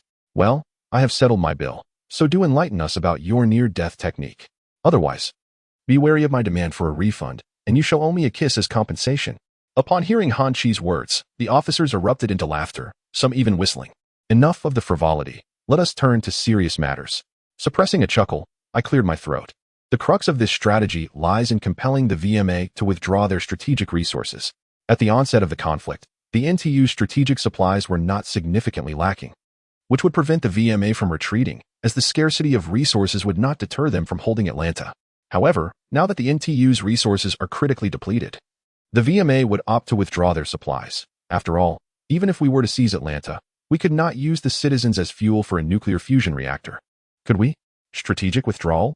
An officer could not contain his curiosity. Indeed, the withdrawal of strategic resources, I affirmed with a nod. Consider this. If you were a citizen of Atlanta and witnessed the military busily evacuating supplies, what would your thoughts be? I would assume the military intends to abandon the city, an officer promptly replied. Precisely, that is one of the key elements. I acknowledged the officer with a nod. Another crucial aspect is that the VMA populace has persistently doubted NTU's propaganda, believing that the heavy taxation policies are enforced by the Earth government, and that NTU is the true instigator of this war, allowing the VMA to steadfastly oppose NTU. If today, you were a citizen of Atlanta and saw VMA troops voluntarily retreating, relinquishing the entire city to NTU, coupled with attacks from your own side, what would you think? I would be enraged. A military that ought to protect civilians attacking its own people. Han Chi interjected. Now, we have an entire city of furious citizens of Atlanta. If we devise a way to rally support for NTU from these citizens, regardless of the rationale, and disseminate this intelligence throughout Venus, claiming that a city has surrendered to NTU, what do you think the repercussions would be? If I were a VMA citizen, I would begin to question the veracity of the VMA government's claims, and upon encountering NTU's propaganda, I might be inclined to accept their narrative. Colonel Shurue's face illuminated with understanding as he nodded repeatedly. I see, sir. Your aim is to divide the VMA from within. No wonder you await the withdrawal of VMA's strategic resources. However, you mentioned that VMA citizens suffer attacks from their own forces. Would VMA actually turn against its own? Theoretically, they would not, but we can offer VMA a little assistance, I smiled. By fabricating some false intelligence, we needn't worry about VMA's forces directing their weapons against Atlanta. The officers finally grasped my intentions, and a knowing smile spread across each of their faces. By the way, sir, what book are you reading? Han Chi suddenly inquired. If it inspired such a brilliant strategy, I must purchase a copy for myself. Oh, this is The Legend of the Little Soldier, I replied, raising the book in my hand. Chapter 20, by the way. I just recalled something. Colonel Shuref, you once mentioned that if I were to hand you a firearm and send you to the front lines, you would charge forth without hesitation, correct? I turned to Colonel Shuref. I now require your presence on the front lines. Will you go? Of course. Colonel Shuref stood up. Commander, please give the order. Very well, take a platoon equipped with personal cloaking devices to this location. I indicated the position on the map with a laser pointer. Await the passage of the VMA's supply convoy and seize their supplies along with their vehicles. Seize the supplies? Colonel Sheriff appeared somewhat incredulous regarding the order he had just heard. Indeed, seize the VMA's strategic supplies. I nodded. I intend to have the VMA withdraw their strategic materials from Atlanta, but I have no intention of allowing them to transport those supplies safely to the rear. Thus, we shall intercept them en route to prevent the supplies from languishing in VMA's warehouses, which would be a waste. No problem. I will ensure that all those supplies are received. Colonel Sheriff saluted with enthusiasm, and the other officers cheered. Lieutenant Bellini, I want you to deploy 6 squads of soldiers to establish communication jamming devices at these 6 locations surrounding Atlanta, ensuring complete isolation of the city's radio communications. Yes. Commander. Major Zheng Kai, please lead whatever personnel you deem sufficient, in whatever manner you find most suitable, to disrupt Atlanta's external transportation routes. I marked the locations on the map. There are 2 highways, 1 subway line, and 4 surface roads. It is imperative that the roads be rendered impassable, even for rodents. Understood. Commander. Commander, why are all your orders related to isolating Atlanta's external communications? Seeing the officers eagerly accepting their orders, Han Chi couldn't help but inquire. Is there a specific reason behind this? Indeed, consider this. If you were an intelligence officer for the VMA and received news of Atlanta's surrender to the enemy, would you not wish to verify the situation? I would. And then I would find that communication with Atlanta has been severed, both via radio and ground transport. Han Chi pondered. But what is the significance of that? Even though radio and land communications are down, the VMA still has reconnaissance aircraft, do they not? Our aim is to compel them to dispatch reconnaissance planes to ascertain what is transpiring here. And then, Han Chi, weary of guessing my thoughts, opted for a direct question. Then, we can have the VMA's reconnaissance aircraft return with fabricated intelligence, thereby ensuring that the VMA turns their weapons back upon their own. I see. Han Chi nodded. Should I draft a psychological warfare propaganda document to deceive the enemy? Certainly, I shall rely on your expertise in psychology, Lieutenant. I smiled. Let us deliver some earth-shattering lies to the VMA. Though the VMA had not launched a large-scale offensive against our positions in recent days, there had been numerous small-scale actions, particularly from their Special Operations Forces. Unfortunately, the strength and advantage of Special Operations lie in their unpredictability and stealth. In a full-scale confrontation, a handful of Special Operations members cannot contend with a large regular army. Therefore, in recent days, I occasionally summoned several officers and tasked them with leading a few stealth vehicles and 1 or 2 platoons of soldiers to designated locations to welcome guests. And nearly every time, we successfully invited a few members from the VMA's Special Operations Forces. For the invited guests, we simply confiscated any dangerous items they possessed and provided them with a propaganda document. After confirming that they had read the document, we released them on the spot. I used the necessity of intelligence warfare as a pretext for releasing those VMA Special Forces members. While the true reason was known only to me, I had spent too long among the VMA's Special Forces and had developed a certain attachment to them. To take action against them was something I could not bring myself to do. However, today's guest was unlike any previous ones. She was quite special. Jana, would you care to accompany me for a stroll tonight? Just the 2 of us. Upon hearing my invitation, Jana's eyes lit up, and without a moment's hesitation, she eagerly nodded in agreement. Remember to wear your most ladylike attire. I added, ladylike attire? Hee, I don't have any. I do have some spicy outfits, though. Jana laughed. Is that acceptable? No ladylike attire? Perhaps I should consider inviting Han Chi instead. Never mind. As long as she dresses like a girl, it will suffice. I conveyed some instructions to Colonel Sheriff, changed into casual clothes, and then let Jana drive the armored command vehicle to our designated rendezvous point, somewhere within the dense jungle to the west of Atlanta Spaceport. Oh dear, a date in the forest? I'm dressed so lightly. I'm sure I'll be bitten by mosquitoes. Jana, clad in a shoulder-bearing top and a super short miniskirt, murmured as she drove. Can we just stay in the vehicle? I never said we had to get out of the vehicle, did I? We are indeed meant to have our date in the vehicle. Otherwise, why would we have come here in this contraption? In the vehicle? Wouldn't that lack romance? Jana flashed me an ambiguous smile. I was hoping for a more romantic setting for our first time. Ah, never mind. Though it may not be very romantic in the command vehicle, it will still be a unique experience. All right, stop here. I instructed Jana to halt the vehicle and promptly opened the door. Stay in the vehicle. Whatever you do, do not get out. Be cautious of those mosquitoes. You don't want to be covered in bites. Why are you getting out? Jana eyed me with suspicion, but I did not respond. Instead, I casually shut the door and walked to the edge of the thicket. Come out, Colonel. I know you are here. I spoke calmly to the bushes. You should note that I am not in uniform today. I come in peace. After a considerable pause following my words, 3 figures emerged from the foliage. Tan Bang, Abijay, and Colonel Emma Wychinson. I gazed quietly at the 3 of them. Tan Bang's eyes were filled with wariness and distrust, his left hand poised at his back. Ready to draw a concealed throwing knife, Abijay regarded me with a mixture of analytical interest and curiosity. However, Emma's gaze was a tumult of unexpressed emotions. The sudden appearance of 3 individuals from the bushes startled Jana, who remained in the vehicle, prompting her to hurriedly jump out and rush to my side. Didn't I tell you to stay in the vehicle? Be careful not to get bitten. Seeing Jana emerge, I couldn't help but frown. Why did you bring your gun with you? Hand it over. If I get bitten, then I get bitten. I'm not going back to the vehicle.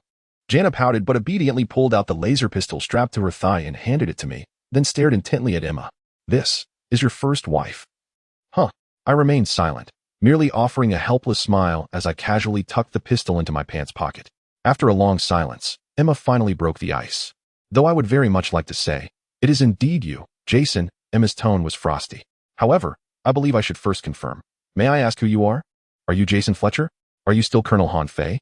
I am not clad in military attire at present. Who do you think I ought to be?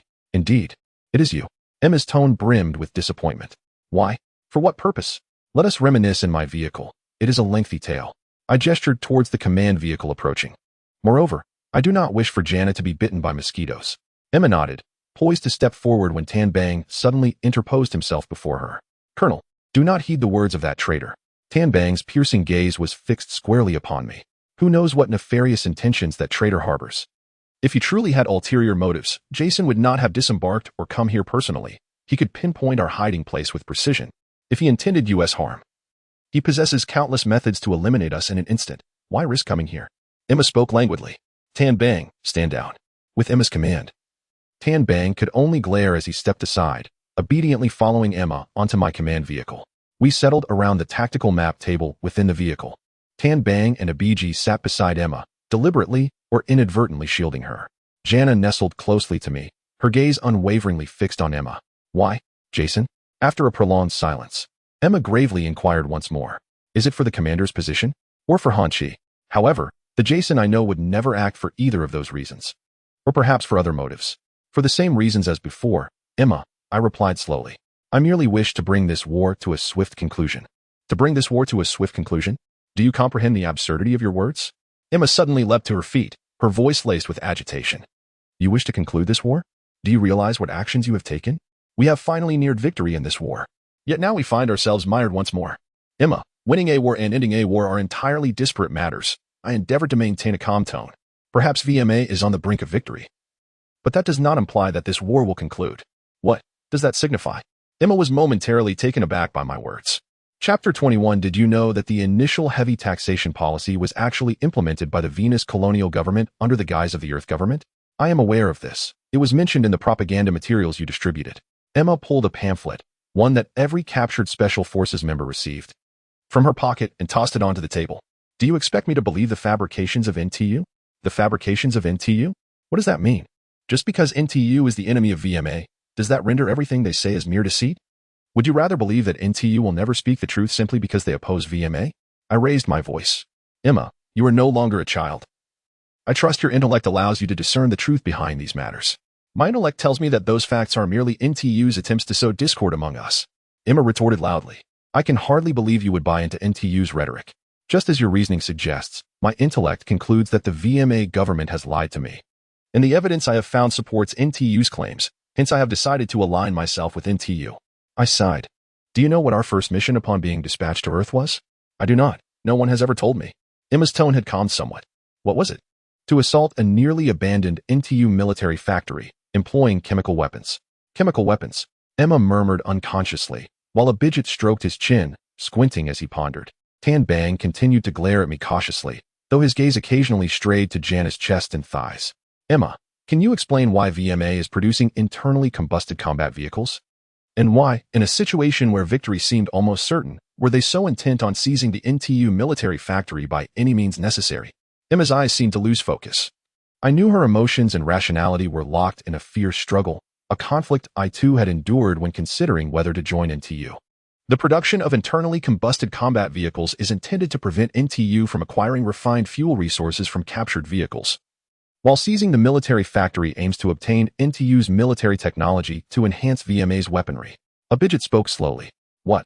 Jason, is that difficult to comprehend? It is not hard to understand acquiring NTU's weapon technology to elevate our military capabilities.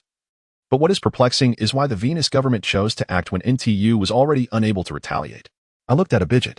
At that time, NTU lacked resources to fuel vehicles and supply energy weapons. They could essentially only deploy primitive infantry armed with spears, axes, and bows. What pressing need could the Venus government have that required the use of chemical weapons to seize an inadequately guarded NTU military factory? Are you suggesting? Abhijit pondered, but Jana could no longer contain herself. A bunch of fools. Of course, they are preparing for war with Mars, vying for leadership after defeating NTU. Jana's face was one of disdain. Otherwise, why would they covet NTU's weapon technology? Upon hearing Jana's words, Abhijit's expression changed immediately. Tan Bang's mouth fell open in astonishment, and Emma emitted a painful groan, covering her face with her hands. War with Mars. Abhijit began to murmur. I truly had not considered that possibility. Because of these reasons, you chose NTU. I understand now. Emma lowered her hands and steadied herself. But how can you bear to betray VMA? How can you lead others to slaughter your own kin? Could you not simply choose to withdraw, Jason? Betray VMA? Huh. I couldn't help but laugh, though it was tinged with a profound bitterness. Before VMA was established, I did not possess a VMA citizenship but rather an identity card from the Venus colonial government. I did not voluntarily exchange for a VMA citizenship. Instead, VMA forcibly conscripted me into combat. Since I did not willingly become a citizen of VMA, how could there be talk of betrayal? Do you believe the VMA government lied about the heavy taxation policy? Have you never doubted that what NTU told you could also be untruthful? Emma inquired further. Are you not afraid that your current choice might be erroneous? If my choice is wrong, then I must bear the consequences of that error. I do not know if my choice is absolutely correct, but I believe it is the right one, and I strive to guide this choice toward the outcome I desire. I shrugged. Likewise, if I cannot ascertain the absolute correctness of my choice, how can you be certain that yours is not flawed? I understand. Emma stood up. I trust you will not try to keep us here. If you wish to stay, I welcome you. Upon my saying this, Jana furrowed her brows. However, I do not compel you to make the choice to remain. Thank you. I need time to think carefully. Emma lowered her head. We may not meet again, shall we? We successfully disrupted the external roads of Atlanta and successfully deployed a powerful communication jamming device to isolate all external communications from the city.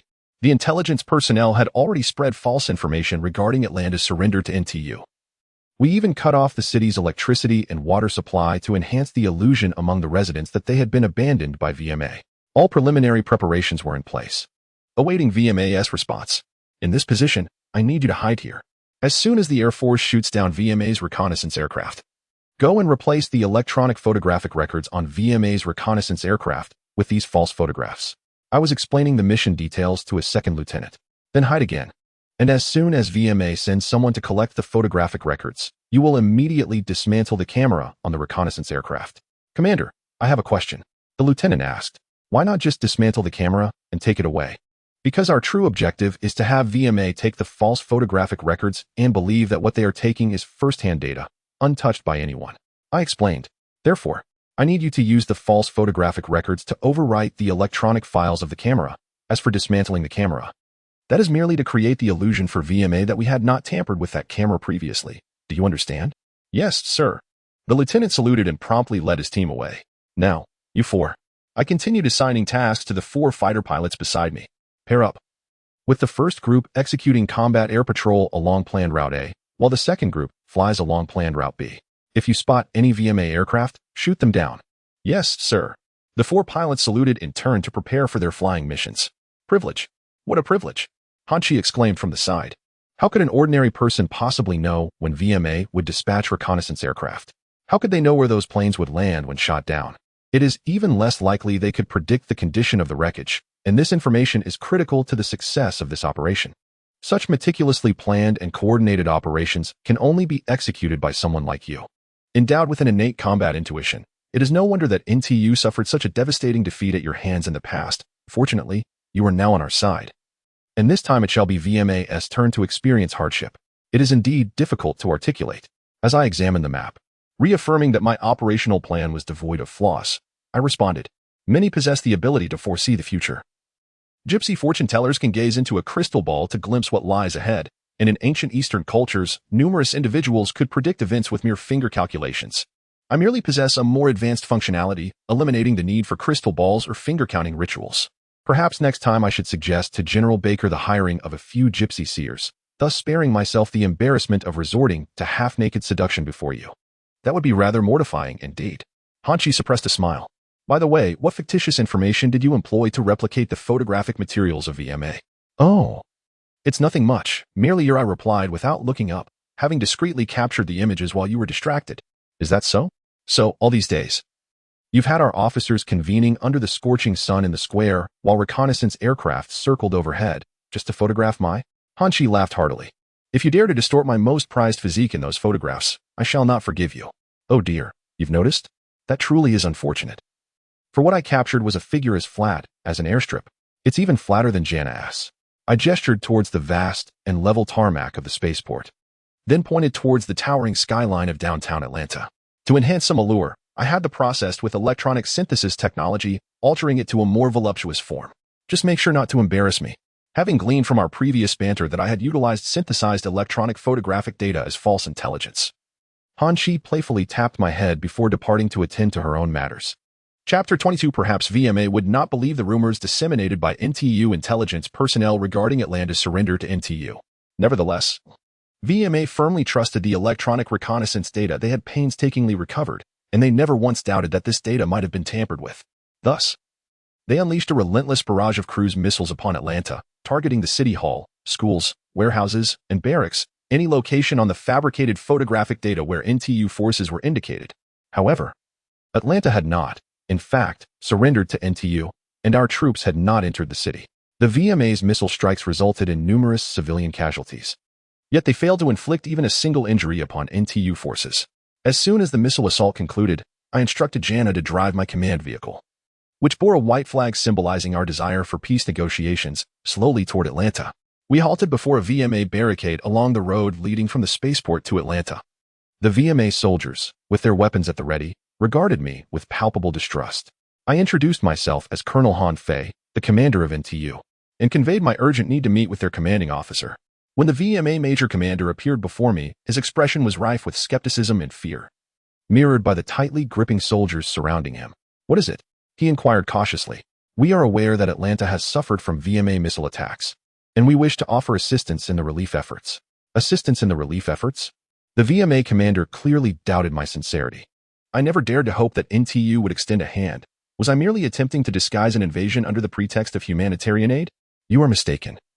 I harbor no intent to occupy Atlanta, at least not at this moment. War is war, and it should be resolved on the battlefield. Now, with civilians injured and dead, we simply seek to provide humanitarian and medical assistance. I shook my head.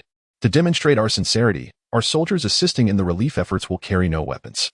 Should you wish, you may oversee our personnel. Or would you prefer that I seize the opportunity to attack while you are preoccupied with your relief efforts?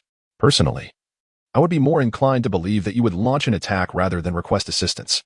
The VMA major grunted in response. But I have no alternative. Very well. Commander, you have won this round. Your personnel may assist in the relief and medical efforts under our supervision, but any armed individual will be executed on the spot. Furthermore, once the relief work is complete, you must withdraw from Atlanta immediately. In subsequent battles, we will show no mercy. I understand. And I am glad you have agreed to our humanitarian efforts, Commander. I extended my hand, which the VMA commander reluctantly accepted, and we shook hands. Observing our agreement from the vehicle, Hanshi promptly activated the radio to issue commands to the units designated for the relief mission, as well as those tasked with documenting the collaborative efforts of NTU and VMA soldiers with personal cloaking devices and photography equipment. We successfully entered Atlanta to assist in the relief efforts and captured numerous scenes of NTU and VMA soldiers working together to save lives. The promotional film we had planned was now well stocked with material. We only lacked the final segment. Commander, you may begin. The technician operating the camera signaled with an OK gesture. Facing the camera, I felt a wave of discomfort, particularly knowing that many would be watching through the lens, leaving me feeling exposed and vulnerable. However, should this promotional film succeed, I could persuade a significant portion of VMA forces and the city to declare neutrality and cease participation in the war, greatly alleviating our advance toward Venus City and, more importantly, saving countless lives. To save even a handful of lives, I would go to great lengths, even if it meant bearing all in public. After all, this was merely a moment in front of the camera. I'm Jason Fletcher, former VMA lieutenant and armored battalion commander, now the commander of NTU's anti-insurgency forces. I endeavored to maintain a steady tone, despite feeling dizzy and parched, as if my throat were ablaze. What you are witnessing is the tragedy unfolding in Atlanta. In light of the city's decision to collaborate with NTU, the VMA government mercilessly bombarded it with cruise missiles, showing no regard for the civilians who should not be entangled in this conflict, instead resorting to the most brutal means to eliminate those unwilling to continue participating in this war. As I spoke, the cameraman focused intently on my face, while Han Chi, standing nearby, nodded vigorously and gave me a thumbs up, commending my performance. God knows how dreadful my speech was. It felt akin to a schoolchild on stage forgetting their lines. Yet, some moral support was necessary. Fellow citizens of Venus, this war has been a mistake from the outset, and we are striving to end this error. Attempting to save more lives from senseless sacrifice on the battlefield and avoiding unnecessary bloodshed that shatters families and creates tragedies. I sincerely implore you, my compatriots, to assist me in concluding this war. I need your help to simply declare neutrality and refrain from participating in this futile, erroneous. And we broadcast our promotional film through the television station in Atlanta, and indeed, the film achieved its intended impact when citizens witnessed the soldiers of NTU and VMA collaborating in disaster relief, laboring to rescue bloodied victims from the rubble, and the sight of injured civilians filling the NTU's aid stations while doctors and soldiers hurried to provide care. Few doubted our assertion that the city of Atlanta had willingly embraced NTU, despite the VMA government's fervent denials and claims that the cruise missile attacks were instigated by NTU to frame VMA. The discontent among the citizens of Venus erupted when the VMA's station major commander in Atlanta appeared on television, confirming that the missile attacks originated from VMA. Consequently, one city after another declared neutrality and withdrew from the conflict, where the pro-war and anti-war factions engaged in endless debates. Yet the outcome remained the same. The Venusian government found itself temporarily bereft of support from other cities in the war. I could not ascertain who persuaded the VMA major commander in Atlanta to side with NTU, nor was this the time to investigate such details. I needed to capitalize on the chaos enveloping Venus and swiftly capture the city of Venus to bring an end to this war. Although the distance from Atlanta to Venus was 300 kilometers, we reached the outskirts of Venus in merely a day and a half. This was due to the garrison in St. George deciding to join us, and the residents of Atlanta even offered transportation to assist in moving our troops. Moreover, with the major commander from Atlanta defecting to NTU, our forces swelled to 7,000 upon reaching the outskirts of Venus, far outnumbering the 3,000 defenders within the city. What response have we received from Venus? I inquired of Han Chi, who was in charge of the surrender negotiations. They refused to surrender. Han Chi replied with a furrowed brow. We cannot delay any longer. If we do not conclude this war now, who knows how much longer it may drag on. I sighed, recognizing that the Venusian government was clearly employing a strategy of delay, hoping to buy time to organize their counteroffensive or to rally the populace that we had incited to once again support them. Let us launch a full assault. We must seize the city of Venus at all costs. May our sacrifices here not be in vain. Epilogue. At last, it was over, this time. The war had truly come to an end. After a day of fierce combat, the Venusian government finally announced its unconditional surrender, and NTU successfully assumed control over Venus. Shortly thereafter, the Martian government also capitulated unconditionally, for upon acquiring the resources of Venus, NTU held both technological and resource advantages, rendering the Martian government's struggles futile. Thus, VMA was officially dissolved, and the 3 planets inhabited by humanity were once again unified under a single government. Of course, I held no interest in these matters. After leading a strike team into the city of Venus and capturing the highest leader of the Venusian government, I entrusted all subsequent affairs to Han Chi and Colonel Sharif. After all, NTU truly required my leadership in securing victories, and now that we had triumphed, handling post-war matters was not my forte. It was far better to delegate those responsibilities, allowing me to pursue my own desires. Jana graciously offered to drive me back to my residence in Santa Ynez, and I accepted her kindness. I felt utterly exhausted and yearned for a moment of rest. Returning to my dwelling, I tossed my backpack aside and collapsed onto my bed, relishing the long-awaited comfort. Is this truly your residence, Commander? Jana observed, glancing around.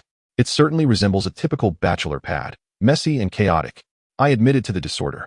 I was inherently lazy and had no girlfriend to tidy up after me. I closed my eyes. And please, refrain from calling me Commander, the war has ended.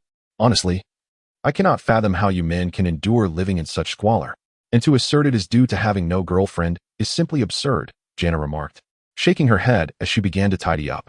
If you're organizing, does that mean I owe you a fee? I quipped. Of course. Who would willingly help you without compensation? At the very least, she paused, spotting something. Wait, is this an admission letter from Venus University? What? I thought I had been rejected. How could an acceptance letter arrive? I exclaimed, reaching for the document. Its contents informed me that I had indeed been accepted and needed to report to Venus University immediately. Oh no, the enrollment date was 6 months ago, I realized, glancing at the deadline. At that time, I was serving in the military. What of it? Just call the university and explain that you were conscripted. And you were unable to complete the enrollment process, Jana suggested, handing me the phone receiver. I hastily dialed the registration office of Venus University, anxiously awaiting a response. Hello? Venus University Registration Office, came the melodious voice of a woman. How may I assist you? Good day. I have a query. I was conscripted 6 months ago and just now received your acceptance letter. May I still complete my enrollment? Certainly. Please bring your draft notice and discharge papers to finalize the process, the staff member replied. Upon hearing that I could enroll, I felt an overwhelming surge of excitement. Nearly leaping from my seat, however, I quickly realized the discrepancy. I had defected from VMA to NTU and thus lacked discharge papers from VMA. May I inquire? I stammered, desperately searching for words. I only possess the draft notice. I have yet to receive my discharge papers. May I use the draft notice to initiate my enrollment process? That is permissible, but should any issues arise concerning your military service, you must assume full responsibility. The staff member cautioned. Fantastic. What is happening? Jana inquired, noticing my exuberance. Can you enroll? Just as I was about to respond, Emma's voice echoed from behind me. I've been searching for you everywhere. I figured you were an anti-war supporter, likely back home sleeping. And here you are. Turning around, I saw Emma, clad in a flowing white dress, smiling softly. Oh dear, the first wife has arrived. Jana teased. What? Are you dissatisfied? Emma playfully made a face at Jana. Emma, what brings you here? I asked. I've completed my service, Emma replied with a gentle smile. War is simply not suited for me. Besides, I promised to wash your clothes, cook for you, and bear your children for life. Have you forgotten? So you've come to find your husband, HM. Jana pouted. I want to easily abandon Jason, Emma retorted, her eyes narrowed playfully at Jana. By the way, where have you been? Hiding away to rest? Han Chi's voice called from the doorway. What are you doing here? Emma and Jana both placed their hands on their hips, glaring at Han Chi in displeasure. I brought something, Jason's medal and rank insignia. Han Chi smiled coyly, handing me 2 small boxes, while simultaneously grinning at Emma and Jana. Rest assured, I won't compete with you for Jason. After all, I am a wicked woman, content to be Jason's clandestine lover. No way. Emma and Jana chimed in unison. Don't think you can share Jason with me. Oh dear, unwilling to allow me to share? How unfortunate. Han Chi retorted with a cold smirk as she wrapped her arms around my neck. Do not forget, I hold a doctorate in psychology. I am quite adept at winning a man's heart. I fear you two might not stand a chance against me. Which is why I willingly embrace the role of Jason's secret lover. Very well, since you refuse to share, I shall monopolize Jason entirely, leaving you with naught. Heavens! Had they just declared war amongst themselves? What transgressions had I committed in my past life? First, I found myself entangled in the conflict between NTU and VMA. And now I was ensnared in a rivalry among 3 women. Who would come to my rescue?